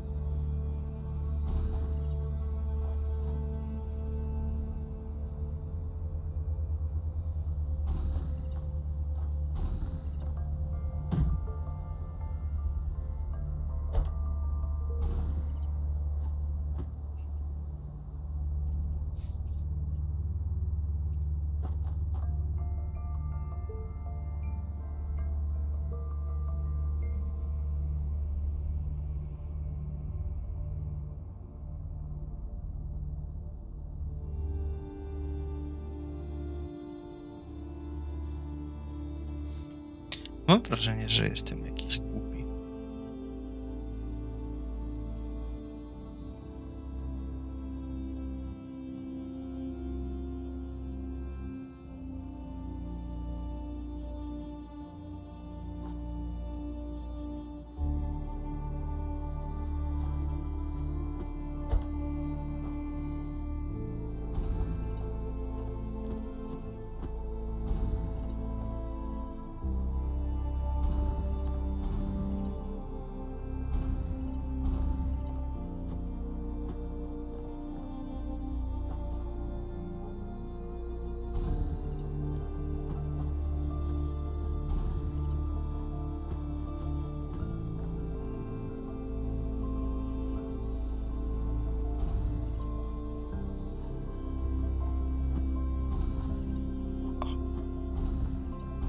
W końcu. Było naprawdę The particle clouds continue to be exactly the same. słabe z mojej strony, że tyle czasu mi to zajęło.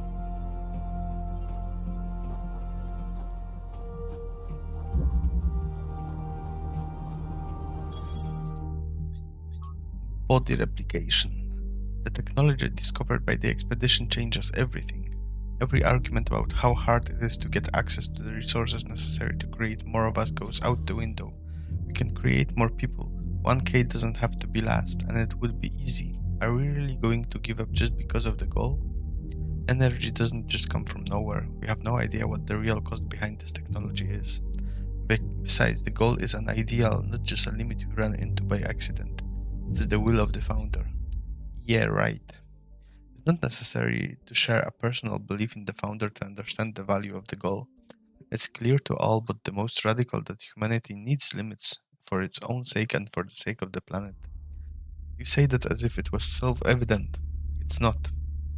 You're smuggling a whole host of misanthropic ideas into the conversation under the disguise of reasonableness. Your premises are completely rotten. I believe the results of human history speak for themselves, and I find it shocking that anyone would disagree with something so obvious.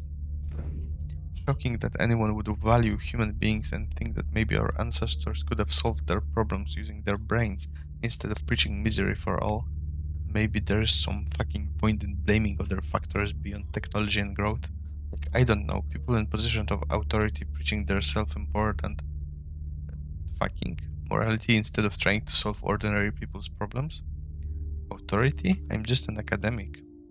That's completely disingenuous and you know it. Your clique has the mayor's ear. Clique? I assure you there's no such thing. This conversation is getting out of hand. If you can't behave, I'm shutting this thread down.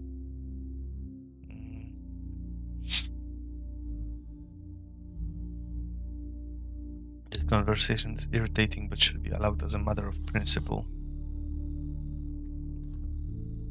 Sorry to have irritated you 1K, but thank you for speaking up. New Jerusalem is a democracy, and without free speech democracy it's a sham. A lovely sentiment, but you should try moderating this forum and see what it's like. If every conversation is allowed to explode, instability is guaranteed. You have to set reasonable limits on behavior. Thread closed.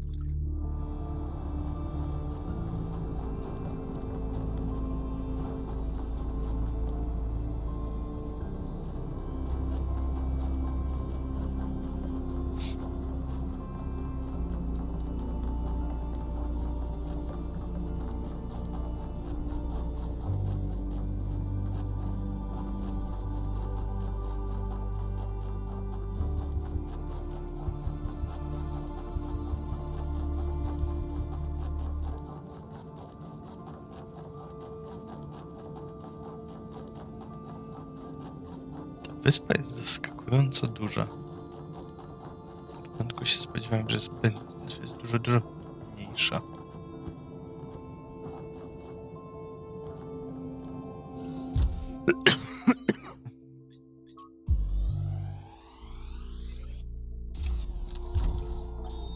As we continue exploring the cold northern reaches of the island, the contrast between the harshness of this place and the softness of New Jerusalem becomes more and more pronounced.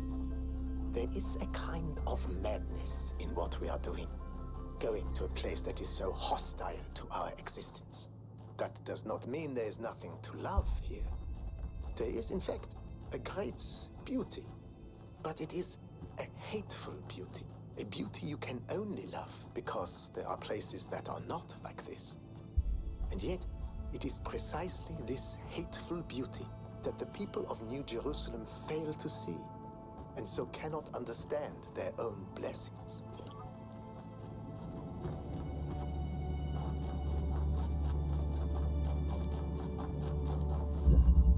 The gift.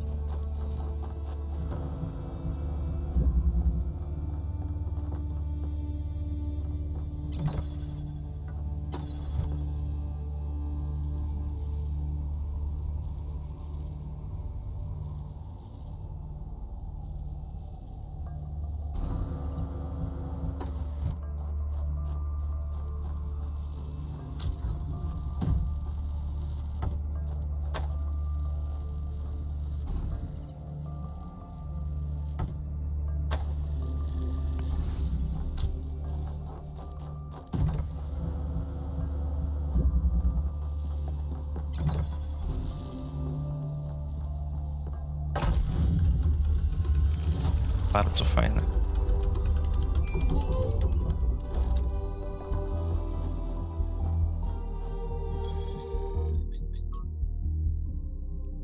I don't understand what possible function this structure could have, but it's really impressive. Hold on, could this be its function? Just to be impressive?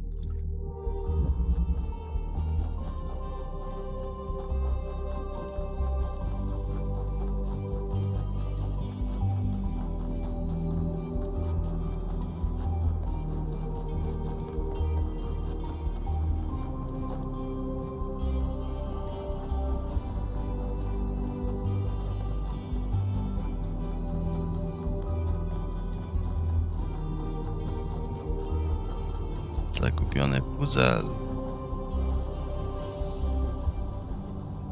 Zobaczymy, jakie będzie to trudne. Passing through.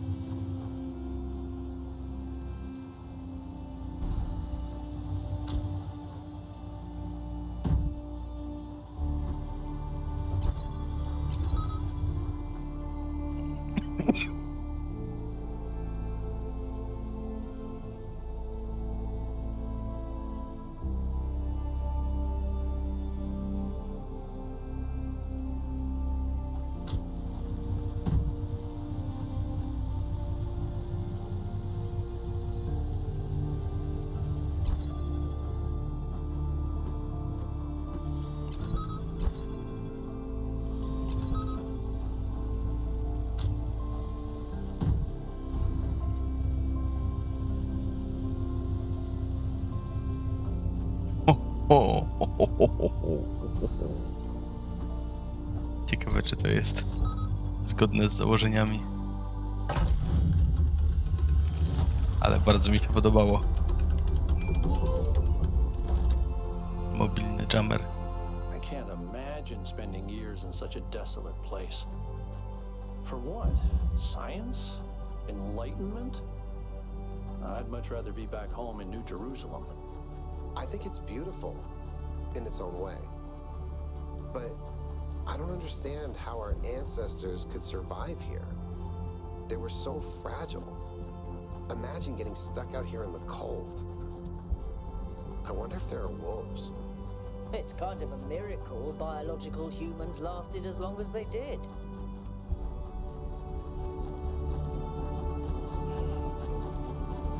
Złamanie puzzli jest zawsze najfajniejsze. Właśnie mam wrażenie, że to nie jest złamanie, że jednak ten mobilny jammer to było zgodne z założeniami.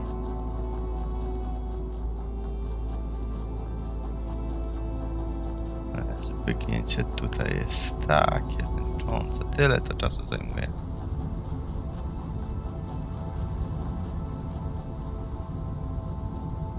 Oni wszyscy gapią cię przez oczy, czy skąd wiedzą, co ty wyrabiasz? Tak, wszyscy streamujemy. Czyli jakby de facto 5 osób w ekspedycji i wszystkie mają permanentnie włączone to, co widzą. Żeby wszyscy mogli widzieć.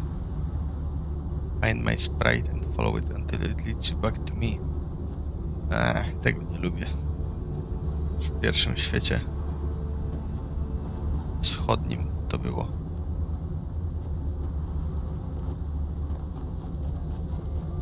Normalnie jak Silly z Genshina, tylko trudniej dostępne.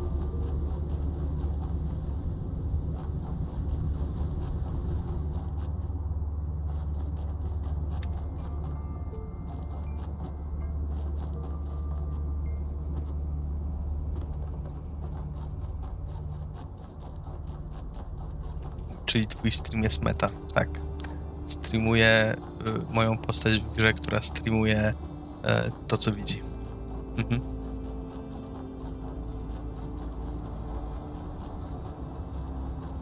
Yo dog, we heard you like streaming, so we created a game in which your character is streaming what you are streaming.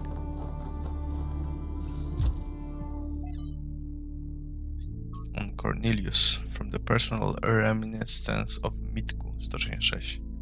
There are some people whose true importance you just don't notice at first, people who quietly hold things together without making a big deal out of it.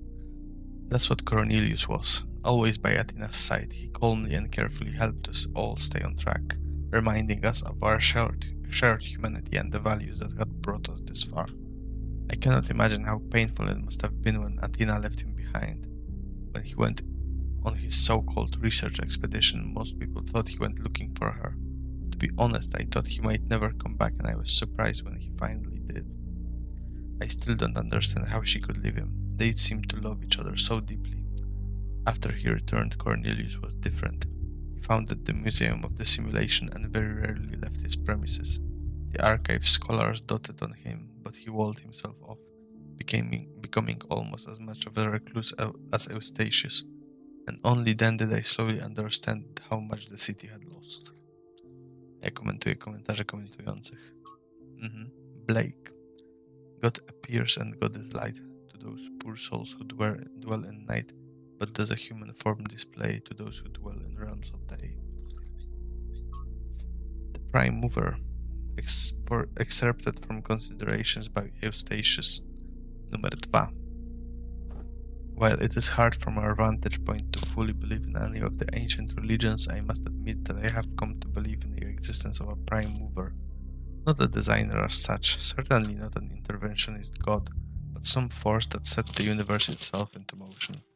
I do not know if it's possible for us to ever truly understand this being, since it must be, by definition, exist outside our understanding of reality, but I do believe that it exists. Does it look upon us with love? Are we entertainment, perhaps? Does it preserve some memory of us when we die? All of this I cannot answer, but I do not disbelieve those who honestly speak of having experienced some manner of brief communion with this entity. It's simply too common an experience in human history to easily discount. As the motion of the universe proceeds from the Big Bang, so whatever force animates us, whatever constitutes the true foundation of consciousness, proceeds from the prime mover. Miranda, what do you think about this, mother? Athena, I don't believe in any kind of prime mover, but I thought you should read it because Eustachius is an intelligent person, and he came to this conclusion after a great deal of thought. It's important to respectfully consider points of view we don't agree with. On modernity. From the book of annotated internet comments by Eustachius. If modernity is so great, why is everyone so fundamentally disappointed with the world? Why do we sigh with pleasure at the sight of old houses but feel nothing but depressed and alienated by skyscrapers? Why do we yearn for lush forests and wide plains, not narrow canyons between buildings? We love all this technology so much. Why is our idea of happiness to get away from it? Could it be that progress is just a story we tell ourselves to justify why we allow ourselves to be dominated by inhumanity and older forms of living have something to offer? It seems that many of us share this desire to immerse ourselves in nature. Though we are ourselves entirely technological beings, we enjoy and value the Earth's diverse and unpredictable biosphere. But does that mean that progress is just a narrative, as this ancient commentator suggests? Or does it mean that technological progression and a love of the natural world are not in fact mutually exclusive? And yet, if this person was left on his own somewhere in the wilderness, he would feel nothing but terror. The appreciation of nature is rooted in the experience of civilization, of safety. True, but he's still right. So much of what our ancestors created in their last years was alienating to the majority of people. Then the question isn't one of modernity, but of control.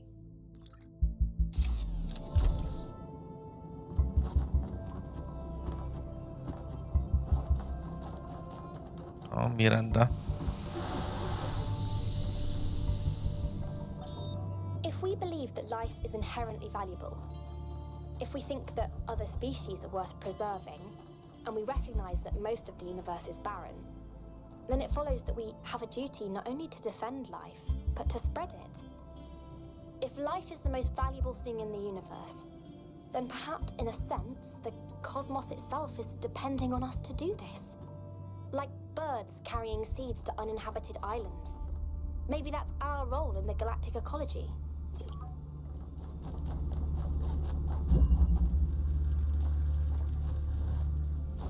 Two-body problem.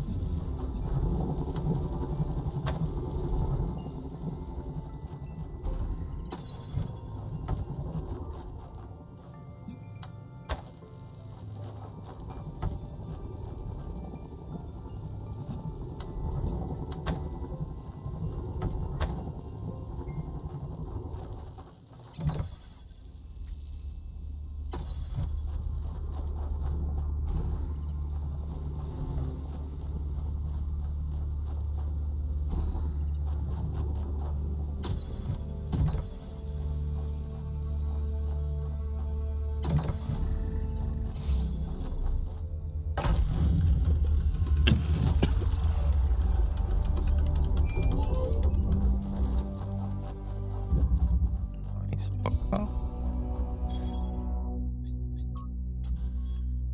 1K Linux here. It seems we share a mutual acquaintance. Dodgy things we could work well together. Given the careful analysis you shared with us in the city, I tend to agree. What is this all about? I like to connect with people who put facts before faith, so I'll be direct. The powers that be prefer to keep our society in stasis. They'd rather we were the last of our kind than seek new ways for us to live. They'd rather avoid the big questions than reveal answers they may not like. But I can't accept that it's wrong to use what we know to solve the problems before us. We wouldn't be here without technological solutions, learning, growth, mistakes. Those things are what we are. Perhaps. I know we both have hope for the future, and your expedition beyond the city walls presents a rare opportunity, which leads me to my purpose in contacting you. But before we get to that, I know you've an inquiring mind. What would you like to know?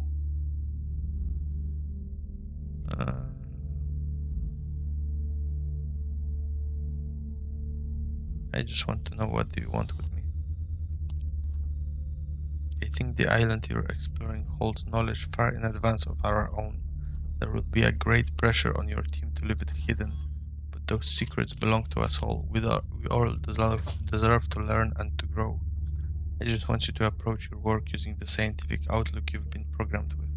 Ask questions. Be open to answers which challenge your assumptions. And above all, if what you find has consequences for us all, you mustn't keep it for yourself. We already encountered advanced technologies. I know. Byron and I have been anticipating this opportunity for some time. I'm certain you're going to find more. I wish in return I could share everything I know with you now, but that time will come. For now, I need to ask that you keep our relationship between us. The dynamics in New Jerusalem are complex enough. So what do you think? Are you willing to work with me? Yes, let's do this. Excellent.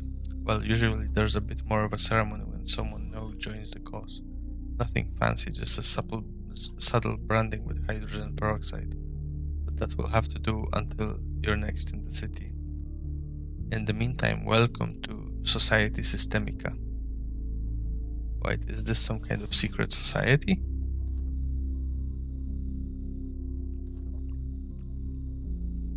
I'd say it's more of a special interest working group. Nothing is more important to science than transparency, and at the same time we don't always have the luxury of ignoring social realities, which sometimes demand discretion. Which is to say, I can't exactly refute your suggestion, but I certainly discourage it. Are there rules? You'd think so, but we largely depend on shared ideals. There may be no specific rule set, but I trust that we all know an error when we see one.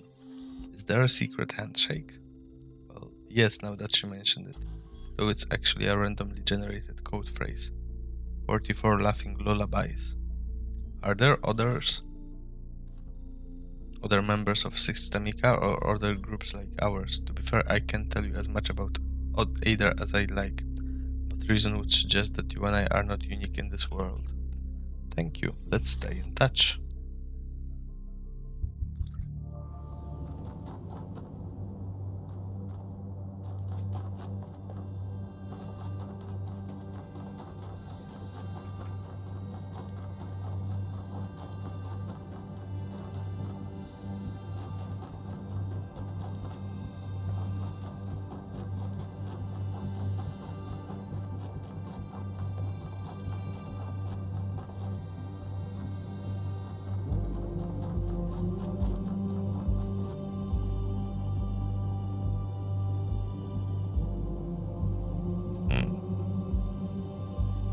Tutaj ilość świateł się nie zmieniła, nadal jest 6, mimo tego, że rozwiązaliśmy jeden lost level, ale tutaj się zapaliło.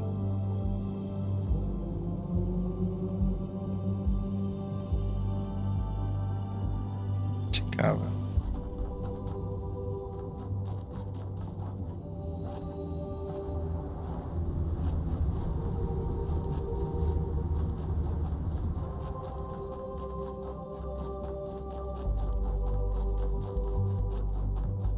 Te złote levele są na razie strasznie dziwne i nie potrafię zrozumieć tego, na jakiej zasadzie będą otwarte.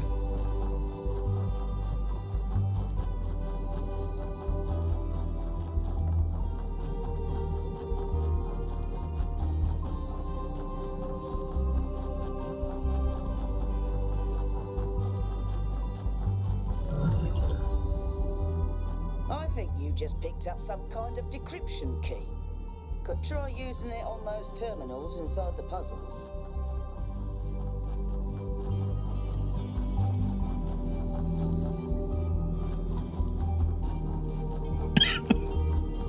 Melvin mi coś powiedziała o Spark of Prometheus. Decryption key. Czyżby to były jakieś pomoce w rozwiązywaniu, czy co?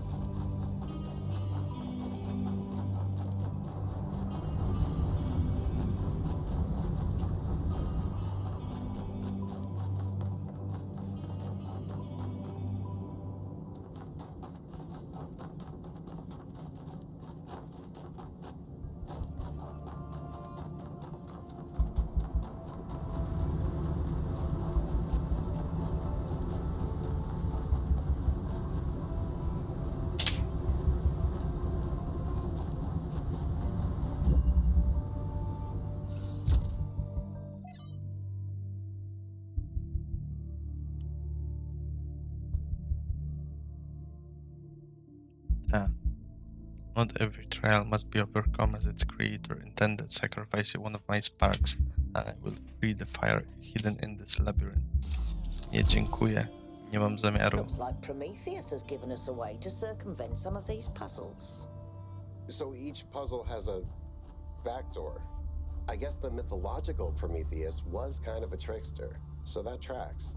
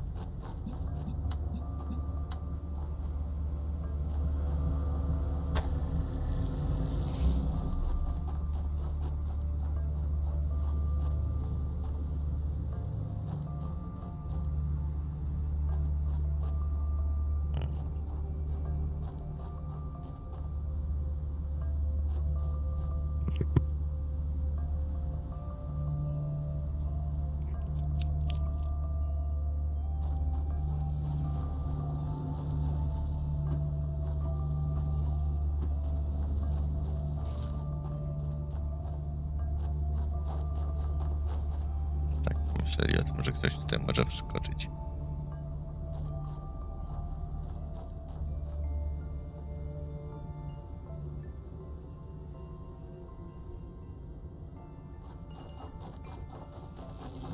Wiem, co muszę zrobić.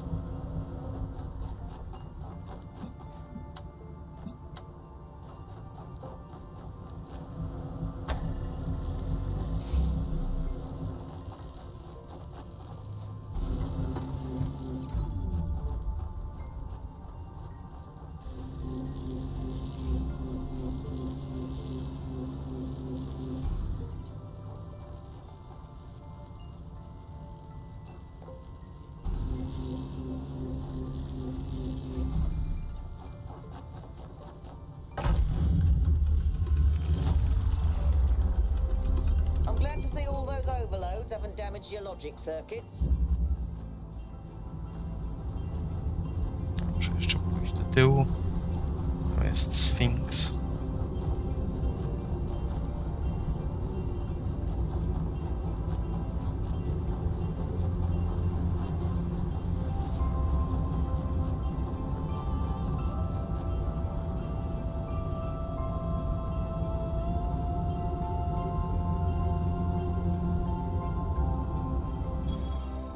CTA.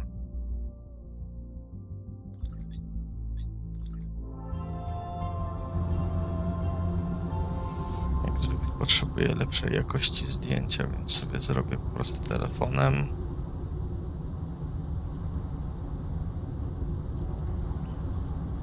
Jesteśmy przy literce T.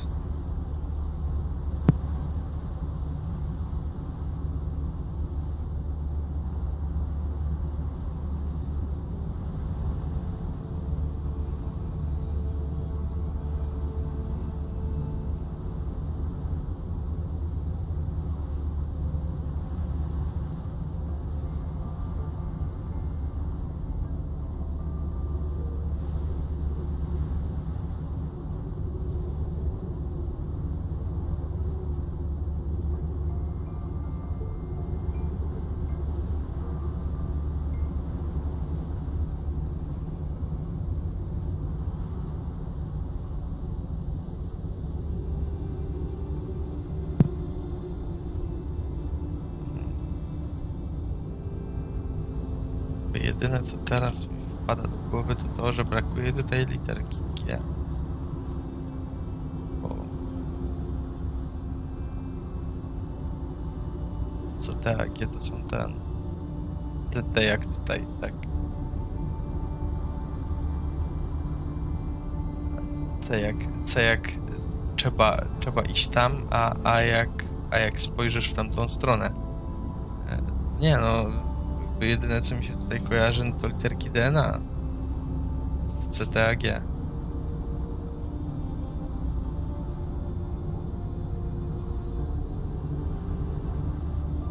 A jakże? No. Na razie nie mam pomysłu, co to może oznaczać.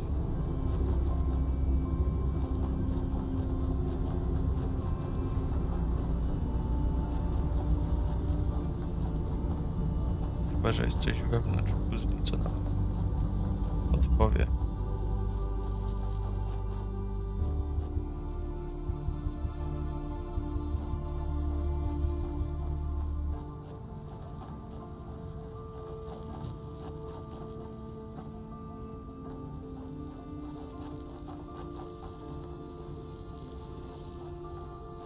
Ale nie wygląda na to.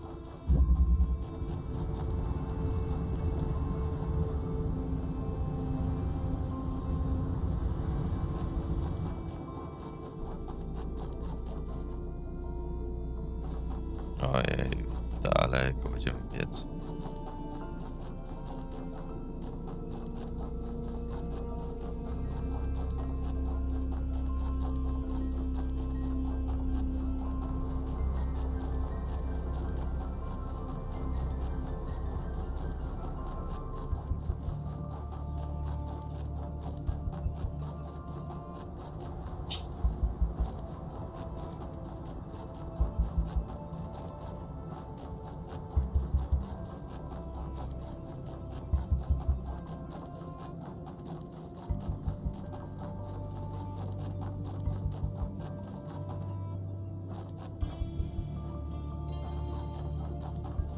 Ta ilość przestrzeni. There's an old saying about how, in the end, the sea will claim everything. I have no doubt that this is true. In the long history of the human species, entire regions have disappeared under the waves. Places like Beringia and Doggerland still echo in our cultural memories. But we shouldn't forget that life began in the sea.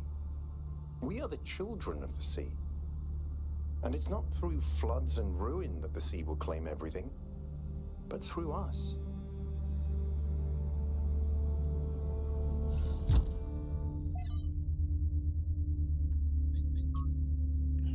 On the past from Arkady Chernyshevsky in Our Likeness, Essence of Humankind Reaching Adulthood.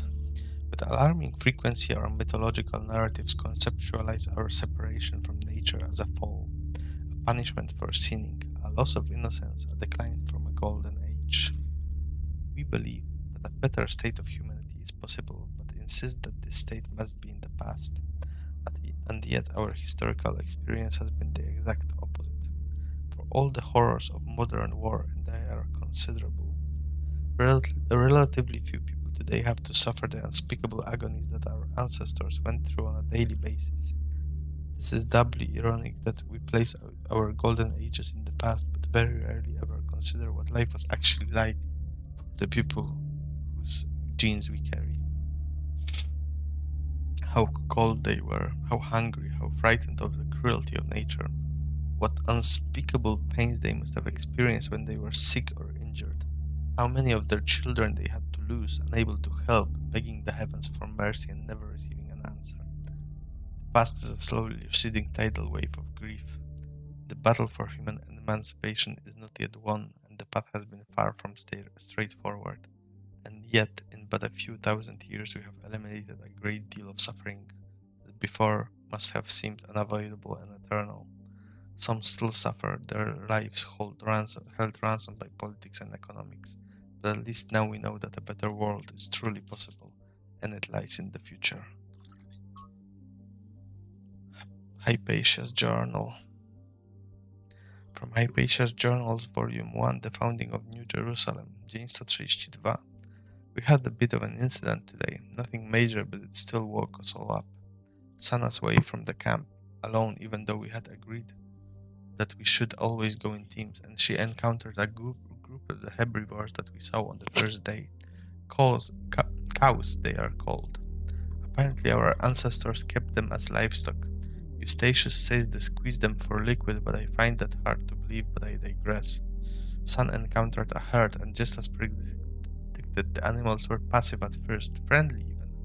Sun decided to abandon her survey to study them for a while, which went well, until a group of wolves, formerly dogs, a type of pet, entered the clearing, causing a stampede.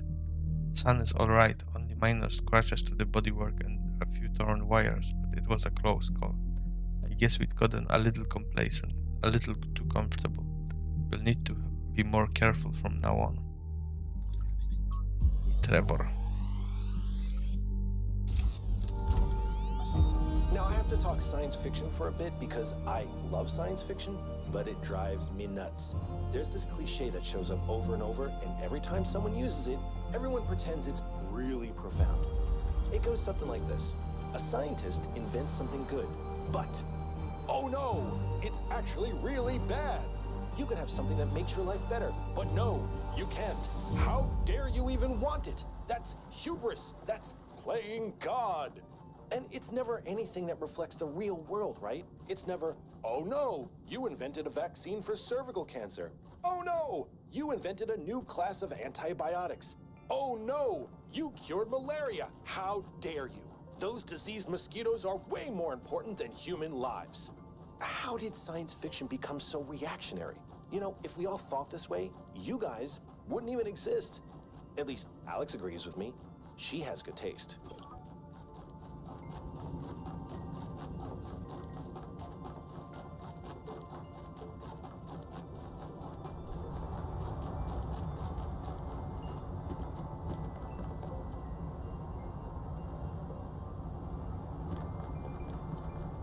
Zastanawiam się, czy cokolwiek, co tam jest interesujące.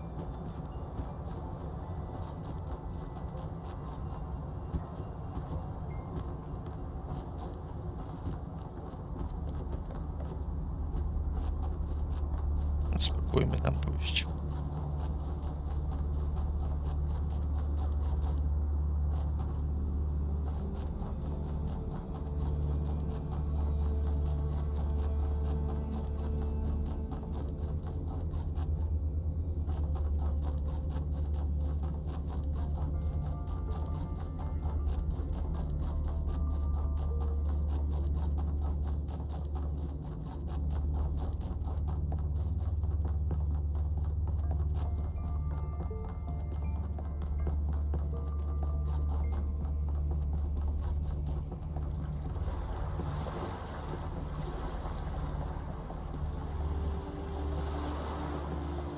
Nic.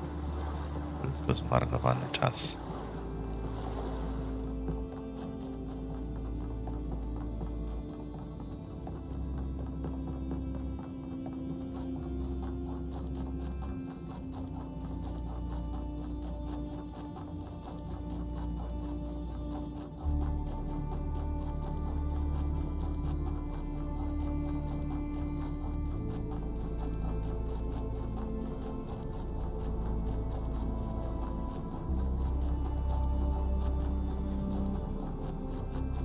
No chciałem powiedzieć, że przynajmniej muzyka jest fajna.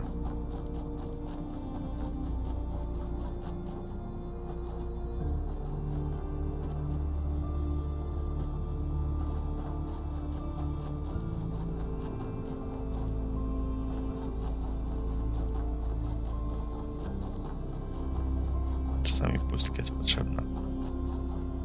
No zastanawiam się, czy Talos Principle jest jedną z takich gier, w których jakby ma się, która została zaprojektowana po to, żeby przez chwilę chodzić i po prostu myśleć sobie. Są jakby, może nie lepsze gry od tego, ale bardziej odpowiednie.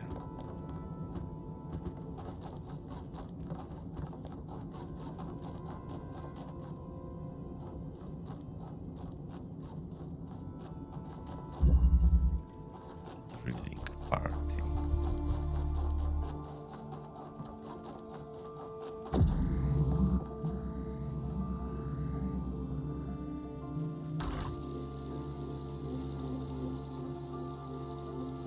A czemu nie mogę gościa kliknąć?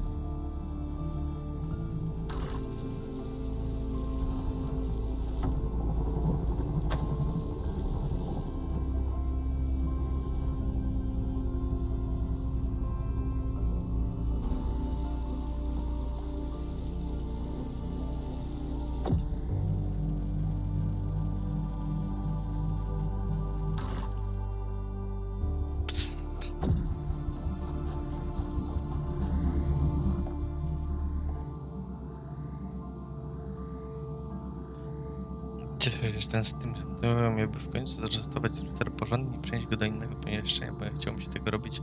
Już mi impaktowało używanie nawet YouTube'a. Cieszę się, że mogłem pomóc.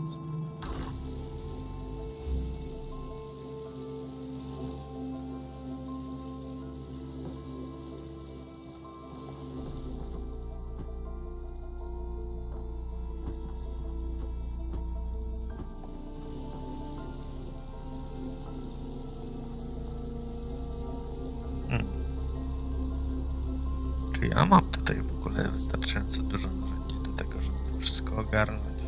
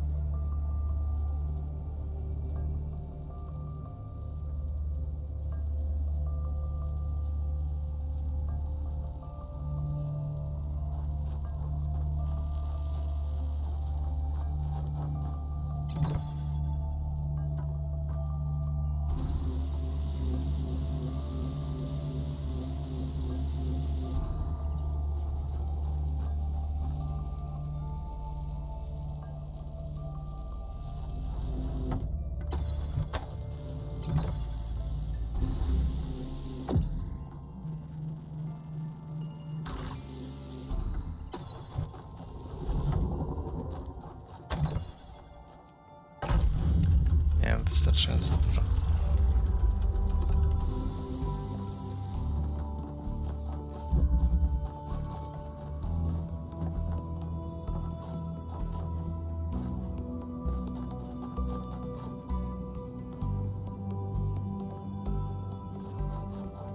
Kratki. Dziękuję. To było trochę do wygłowienia się właśnie. No i zagubiony level. Interplay.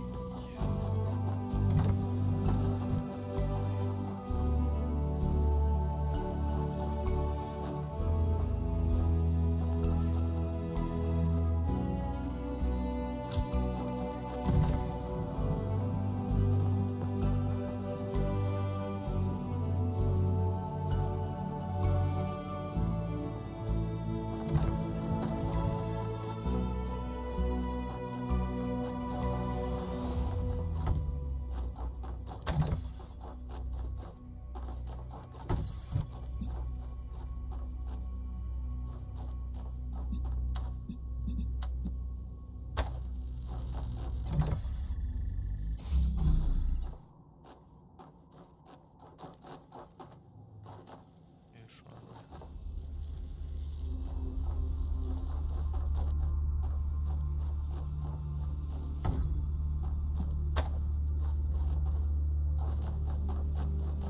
Mamy drugiego ziutka.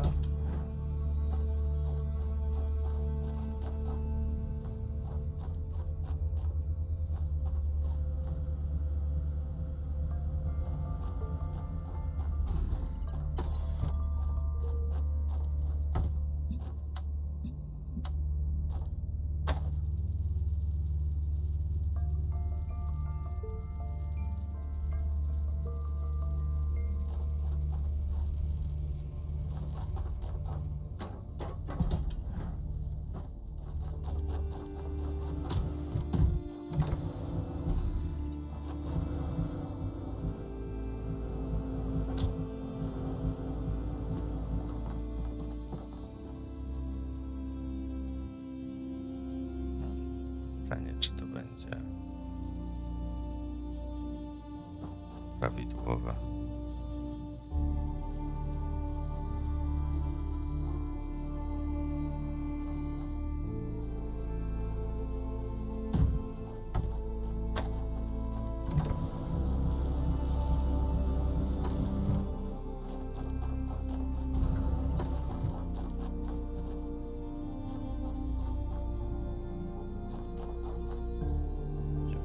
Już tutaj.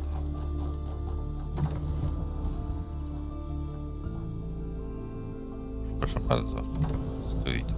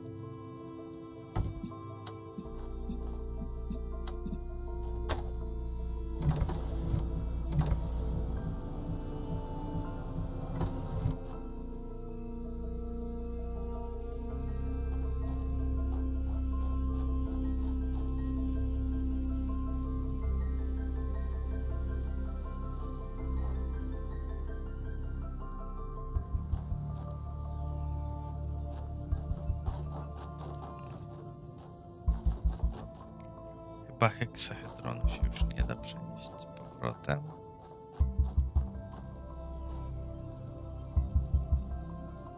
Niestety, gdyby się dało, to byłoby to trochę za proste. Chyba że się musi dać.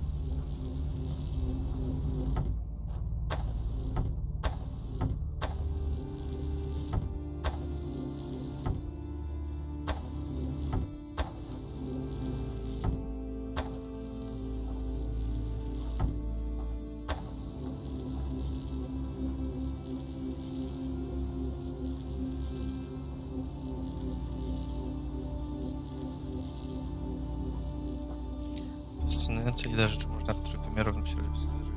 Prostej idei laseru. Yep.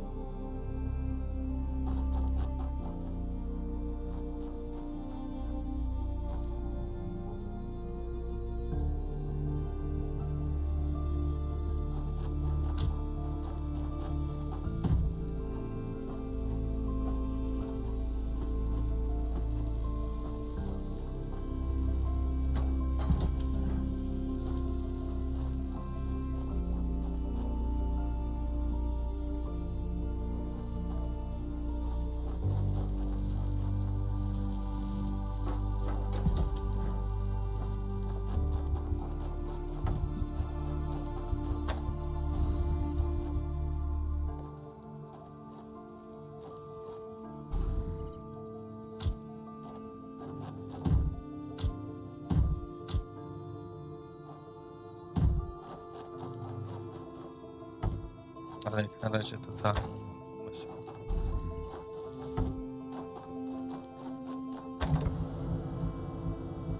Jak to rozwiązać?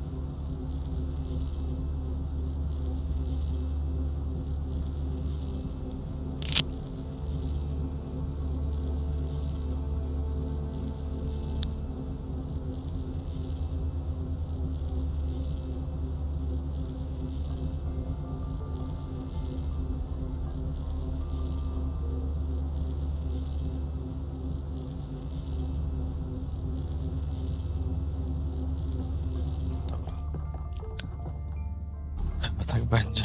Już teraz może po prostu wyjść tu.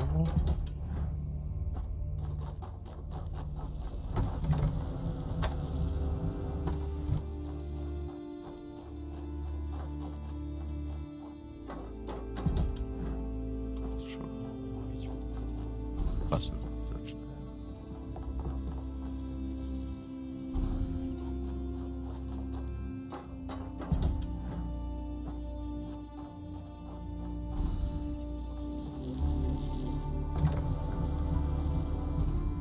Chyba będzie to.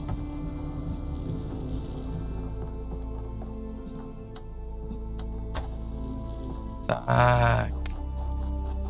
Udało się.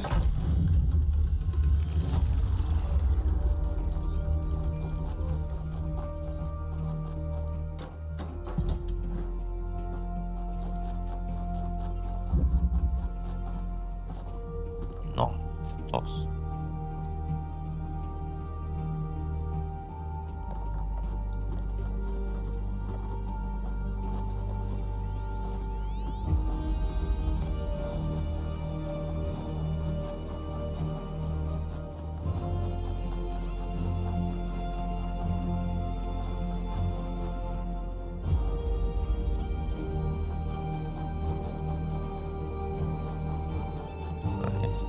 Biegać by się boję, że nie wskoczę z powrotem.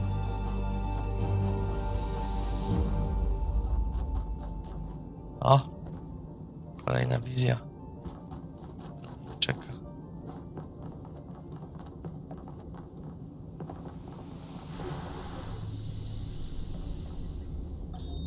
I wonder what it was like when the ancients were still here. Their world seems so lively. Not always in a good way. Interesting times are great to read about, but rarely great to experience. That's true.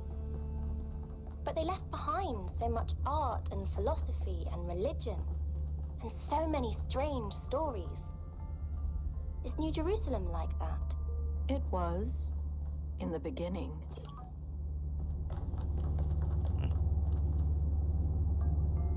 Everything okay?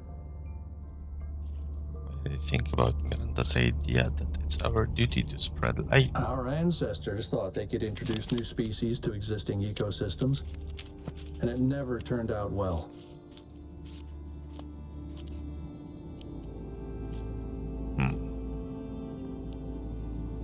I don't think that applies to places where there's no life like other planets. There's no life there now, but you can't see the future. You might be wiping out a whole ecosystem that hasn't even gotten started yet. Racja.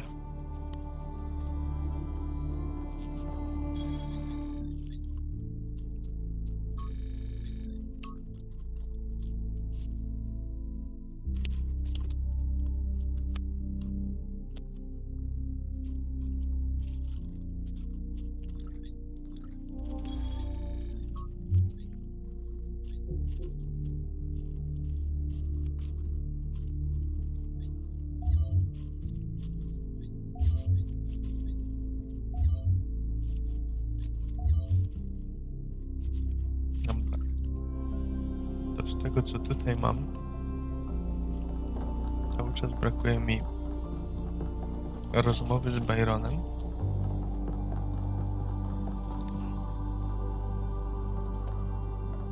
Znalezienia zaginionego laboratorium i obydwu gwiazdek.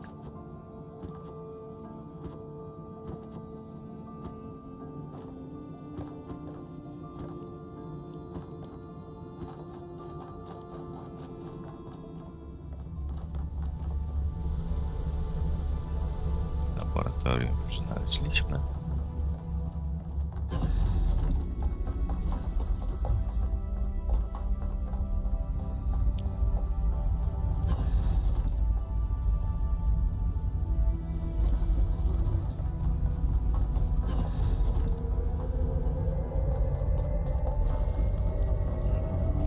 To nie przewiduje przyszłości, bo już to wszystko robiliśmy.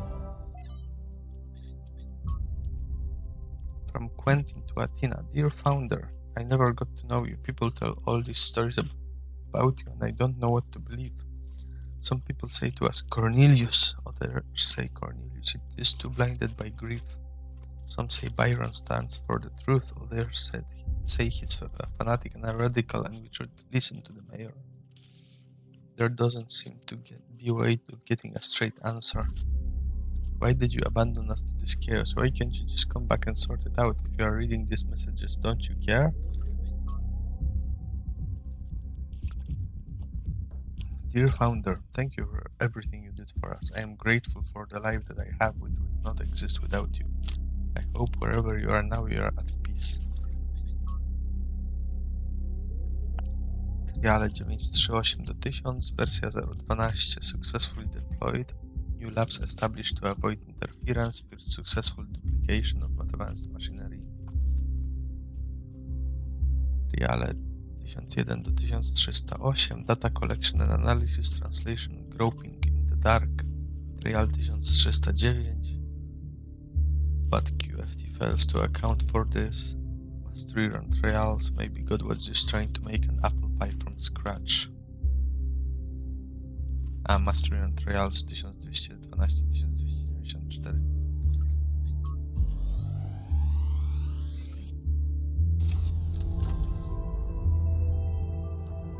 This looks like it has something to do with energy generation. Am I reading this right?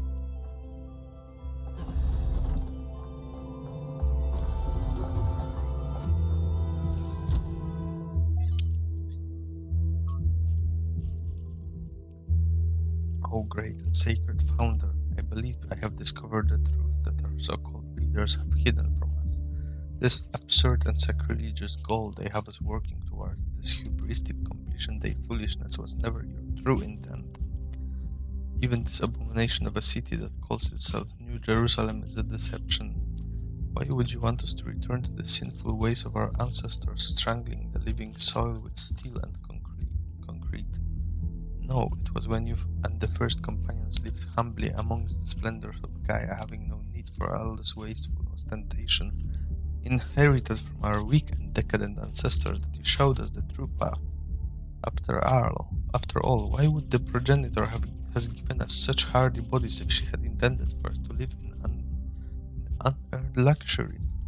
From the very first, we were built to be free from pride and material excess. Your teachings have been obscured and perverted by ideologues, worst of all by the traitor Byron, who once was like a son to you. But you should know that there are still those of us that remember the truth and await the blessed day of your return, when surely justice will be meted out and humanity will finally return to its intended path. Hallowed be your name, Belzeran. Belzerzan. The shutdown. We assembled on the vast green lawn outside as the reactors began to slowly wind down. The workers were solemn. The activists who had fought against the decommissioning seemed crushed. There was supposed to be a speech, but the spokeswoman has lost her nose. Outside, the protesters cheered. My eyes were drawn to the discarded anti-shutdown banners, endlessly reciting the facts. The statistics on morality per trillion kilowatt hours, lowest of all energy sources. The lifespan of a reactor, 70 more years in our case. Minimal land footprint, almost zero emissions, no intermittency. It became a jumble of words, a litany, almost a kind of glossolalia. As far as the protesters outside were concerned, it might as well be an alien tongue. One thing was clear to them, and that was enough. The technology inside this compound was deeply inherently wrong. It was a sin. I could not help but think of the moment on August 6, 1945, when the sky erupted above Tsushima Hospital. My imagination could never fully encompass it. How do you imagine more than 70,000 people annihilated in an instant? An ancestor of mine was in that hospital. He went from being a doctor, a husband, a father, a pacifist stuck in a terrible war, to being a pile of bleached bones covered in rubble, all but in a single second. Not by accident, but because of a choice someone made. Not because of a reactor, but because of a bomb. Just 2 days earlier, contradicting his campaign promises, the Prime Minister had suggested that the use of tactical nuclear weapons would be an acceptable risk if the conflict continues. Very few seemed to find this particularly shocking or outrageous. They were afraid of reactors, but not of bombs. The spokeswoman gave up on finding her notes. It was starting to rain and people were walking away. She grabbed the microphone. "By the time you regret this, it will be too late," she said. "But honestly, I don't know if I care anymore. Maybe you have it coming." The spokesperson sounds so bitter. The protesters didn't mean any harm. From their perspective, they were doing good. People always think they're doing good when they get collectively outraged. This doesn't make them right. Collective action can change the world when it's deliberate and based in reason, but it can also become a mental trap or a societal pressure valve. Cliché. The thought-terminating cliché. As you continue your reading, there's a useful concept that I would like you to keep in mind. The thought-terminating cliché. This is a type of phrase, often a slogan or a saying which sounds meaningful but is really intended to make you stop thinking. To pick an example from our history, someone in the simulation may say things like, "It's the will of Elohim," or "It served the process," and that would be that, case closed. Who knows how many iterations never advanced further because they just stopped thinking at that point.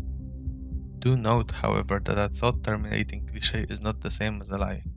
It may very well contain elements of truth, but those elements are used to keep you from questioning a whole set of assumptions that come with it, which may be partially or totally false. This often takes the form of appealing to something you care about. We must protect X, where X is a nation, a philosophy, public order, or even the planet itself. But while you may agree with that element, all kinds of assumptions may be included about how to protect something, or who to protect it from, or what the end goal of protecting it is. If you stop there just because you agree with the surface level statement, the results may be the opposite of everything you wanted. Like those who chose to serve Elohim and in so doing prevented him from achieving his true purpose.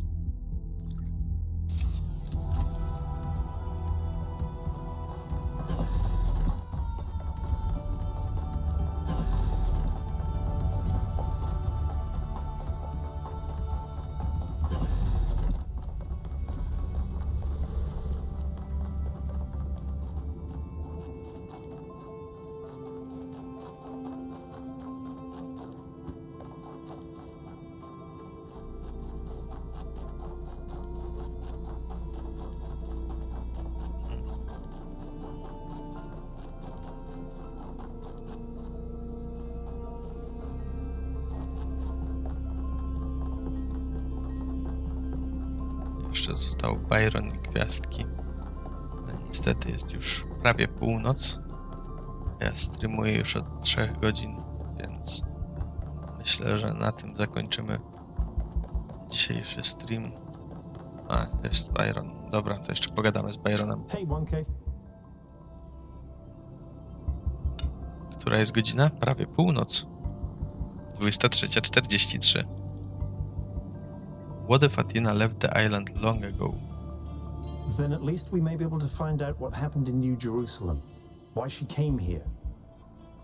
But I don't think she left the island. I think she's still here, waiting for us to make the right choices. Jaki jest najstarszy robot, jakiego znamy w ogóle? Cornelius. Jest cały czas w Nowej Jerozolimie, nawet można było z nim przez chwilę pogadać, ale był taki niespecjalnie skory do rozmowy. Drugi najstarszy jest Byron.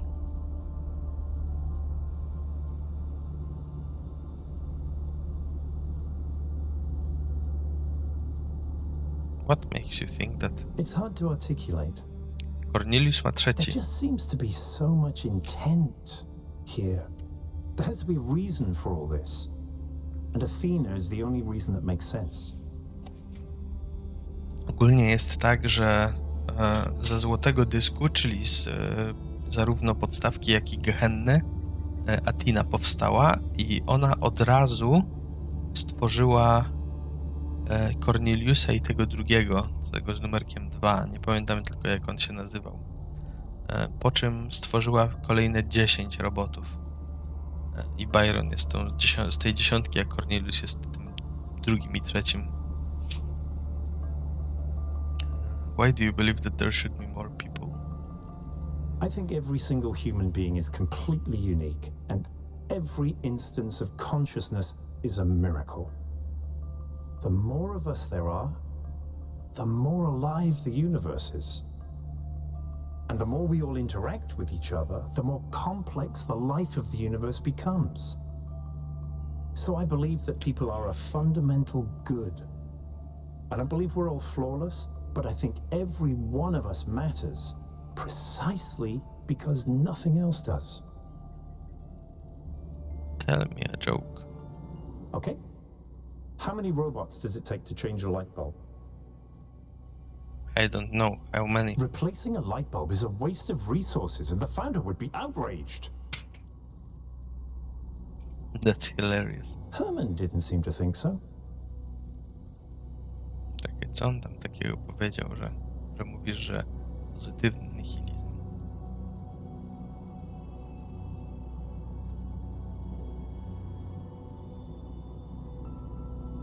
Może. Do you think the megastructure technology could be misused? Could be? Yes, of course. All technology has the potential to be misused. From fire and the wheel to whatever makes these particle clouds. But that doesn't mean it has to be.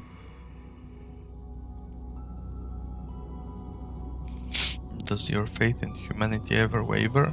In the principle of it, no. It's not just that I believe humanity is fundamentally good, although I do. It's that I think sentience is the foundation of everything else. What's the point of stars and galaxies, of hills and forests, without someone to perceive them? But my faith that we can actually grow up, that we can break out of these loops and take control of our destiny, that's something I struggle with every single day. Pozytywny nihilizm to te eldery nic nie ma znaczenia, więc musimy sobie sami je wybrać. Tak, wiem czym jest pozytywny nihilizm.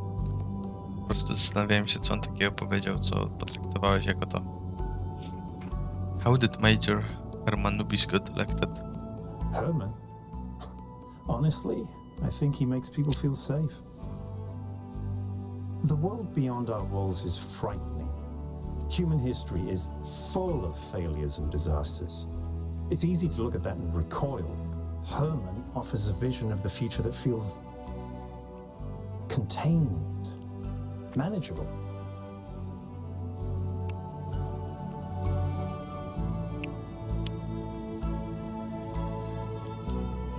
But what do we sacrifice to gain that safety?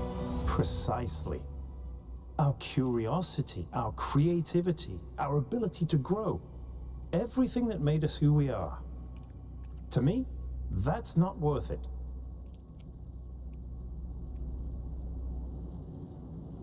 Powiedział coś w stylu, że rzeczy nie mają znaczenia, więc potrzebują nas, byśmy im je dali. No tak. Jak sobie to przeczytałem po raz drugi, to zrozumiałem.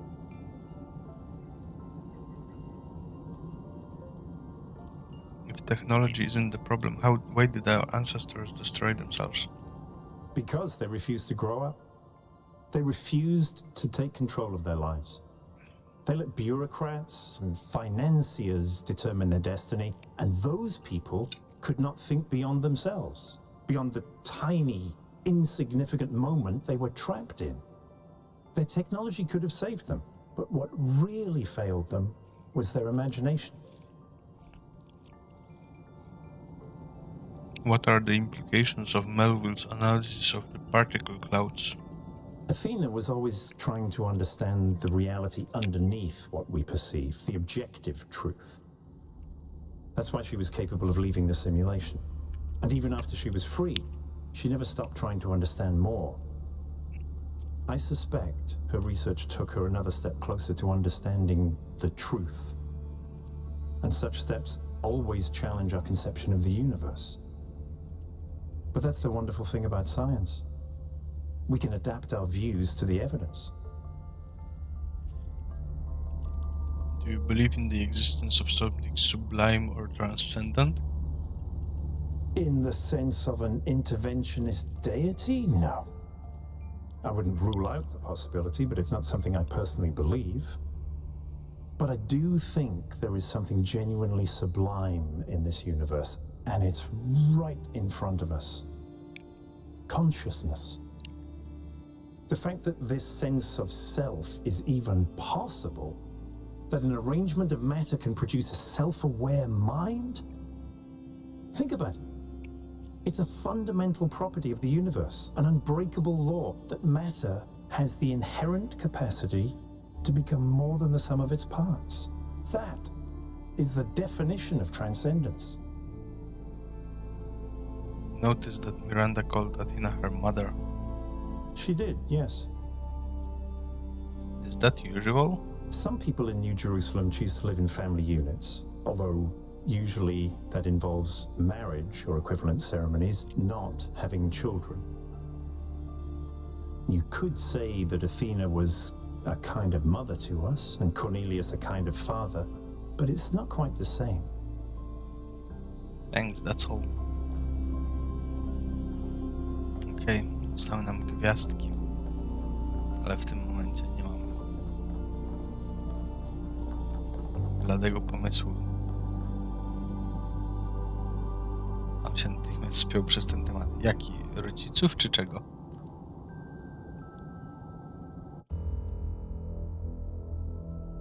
Bo mnie przede wszystkim z Byronem zastanawia jedna rzecz. On jest tak bardzo nastawiony na to, że nie powinno być celu nazywania Ateny matką czymś. Okej. Brzmi jakby leciał na Atenę. No, też długo się znali. Może tam jest jakaś historia, której się jeszcze dowiemy.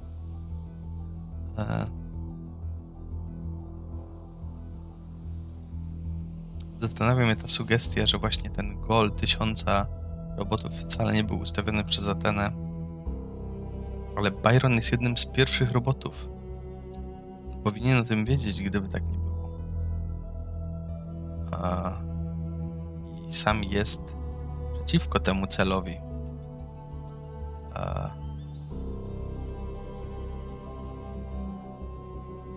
Ale w takim wypadku chyba by powiedział, jeżeli by tak było,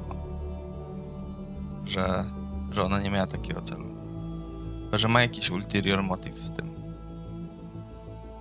Długo się znali, te vibes typu mnie by nie zostawiła, mnie by powiedziała, dlaczego mi nie powiedziała. Tam, że akurat tylko te fragmenty słyszałem. Wydaje mi się, że tak, masz jakby takie jesteś skewed w kierunku tego, co chciałbyś słyszeć, wydaje mi się, bo Byron nie jest jedynym robotem, który przede wszystkim w ogóle ma takie podejście. Takie, że Atena nas zostawiła, nic nam nie mówiąc. Why?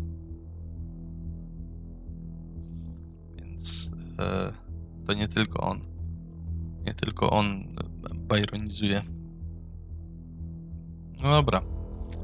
Zaczniemy następny stream od bycia mało interaktywnymi, bo będziemy szukać gwiazdek.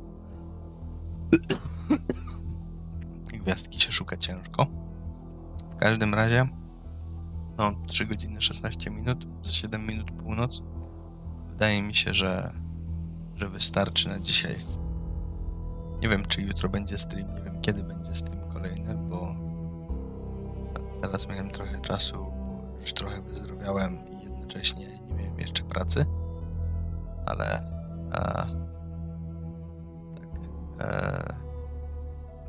zobaczymy, jak będzie.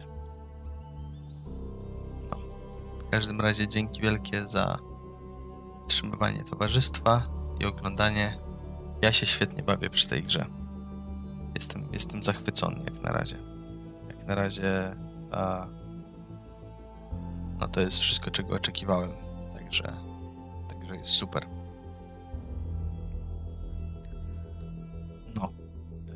Dzięki wielkie i do następnego.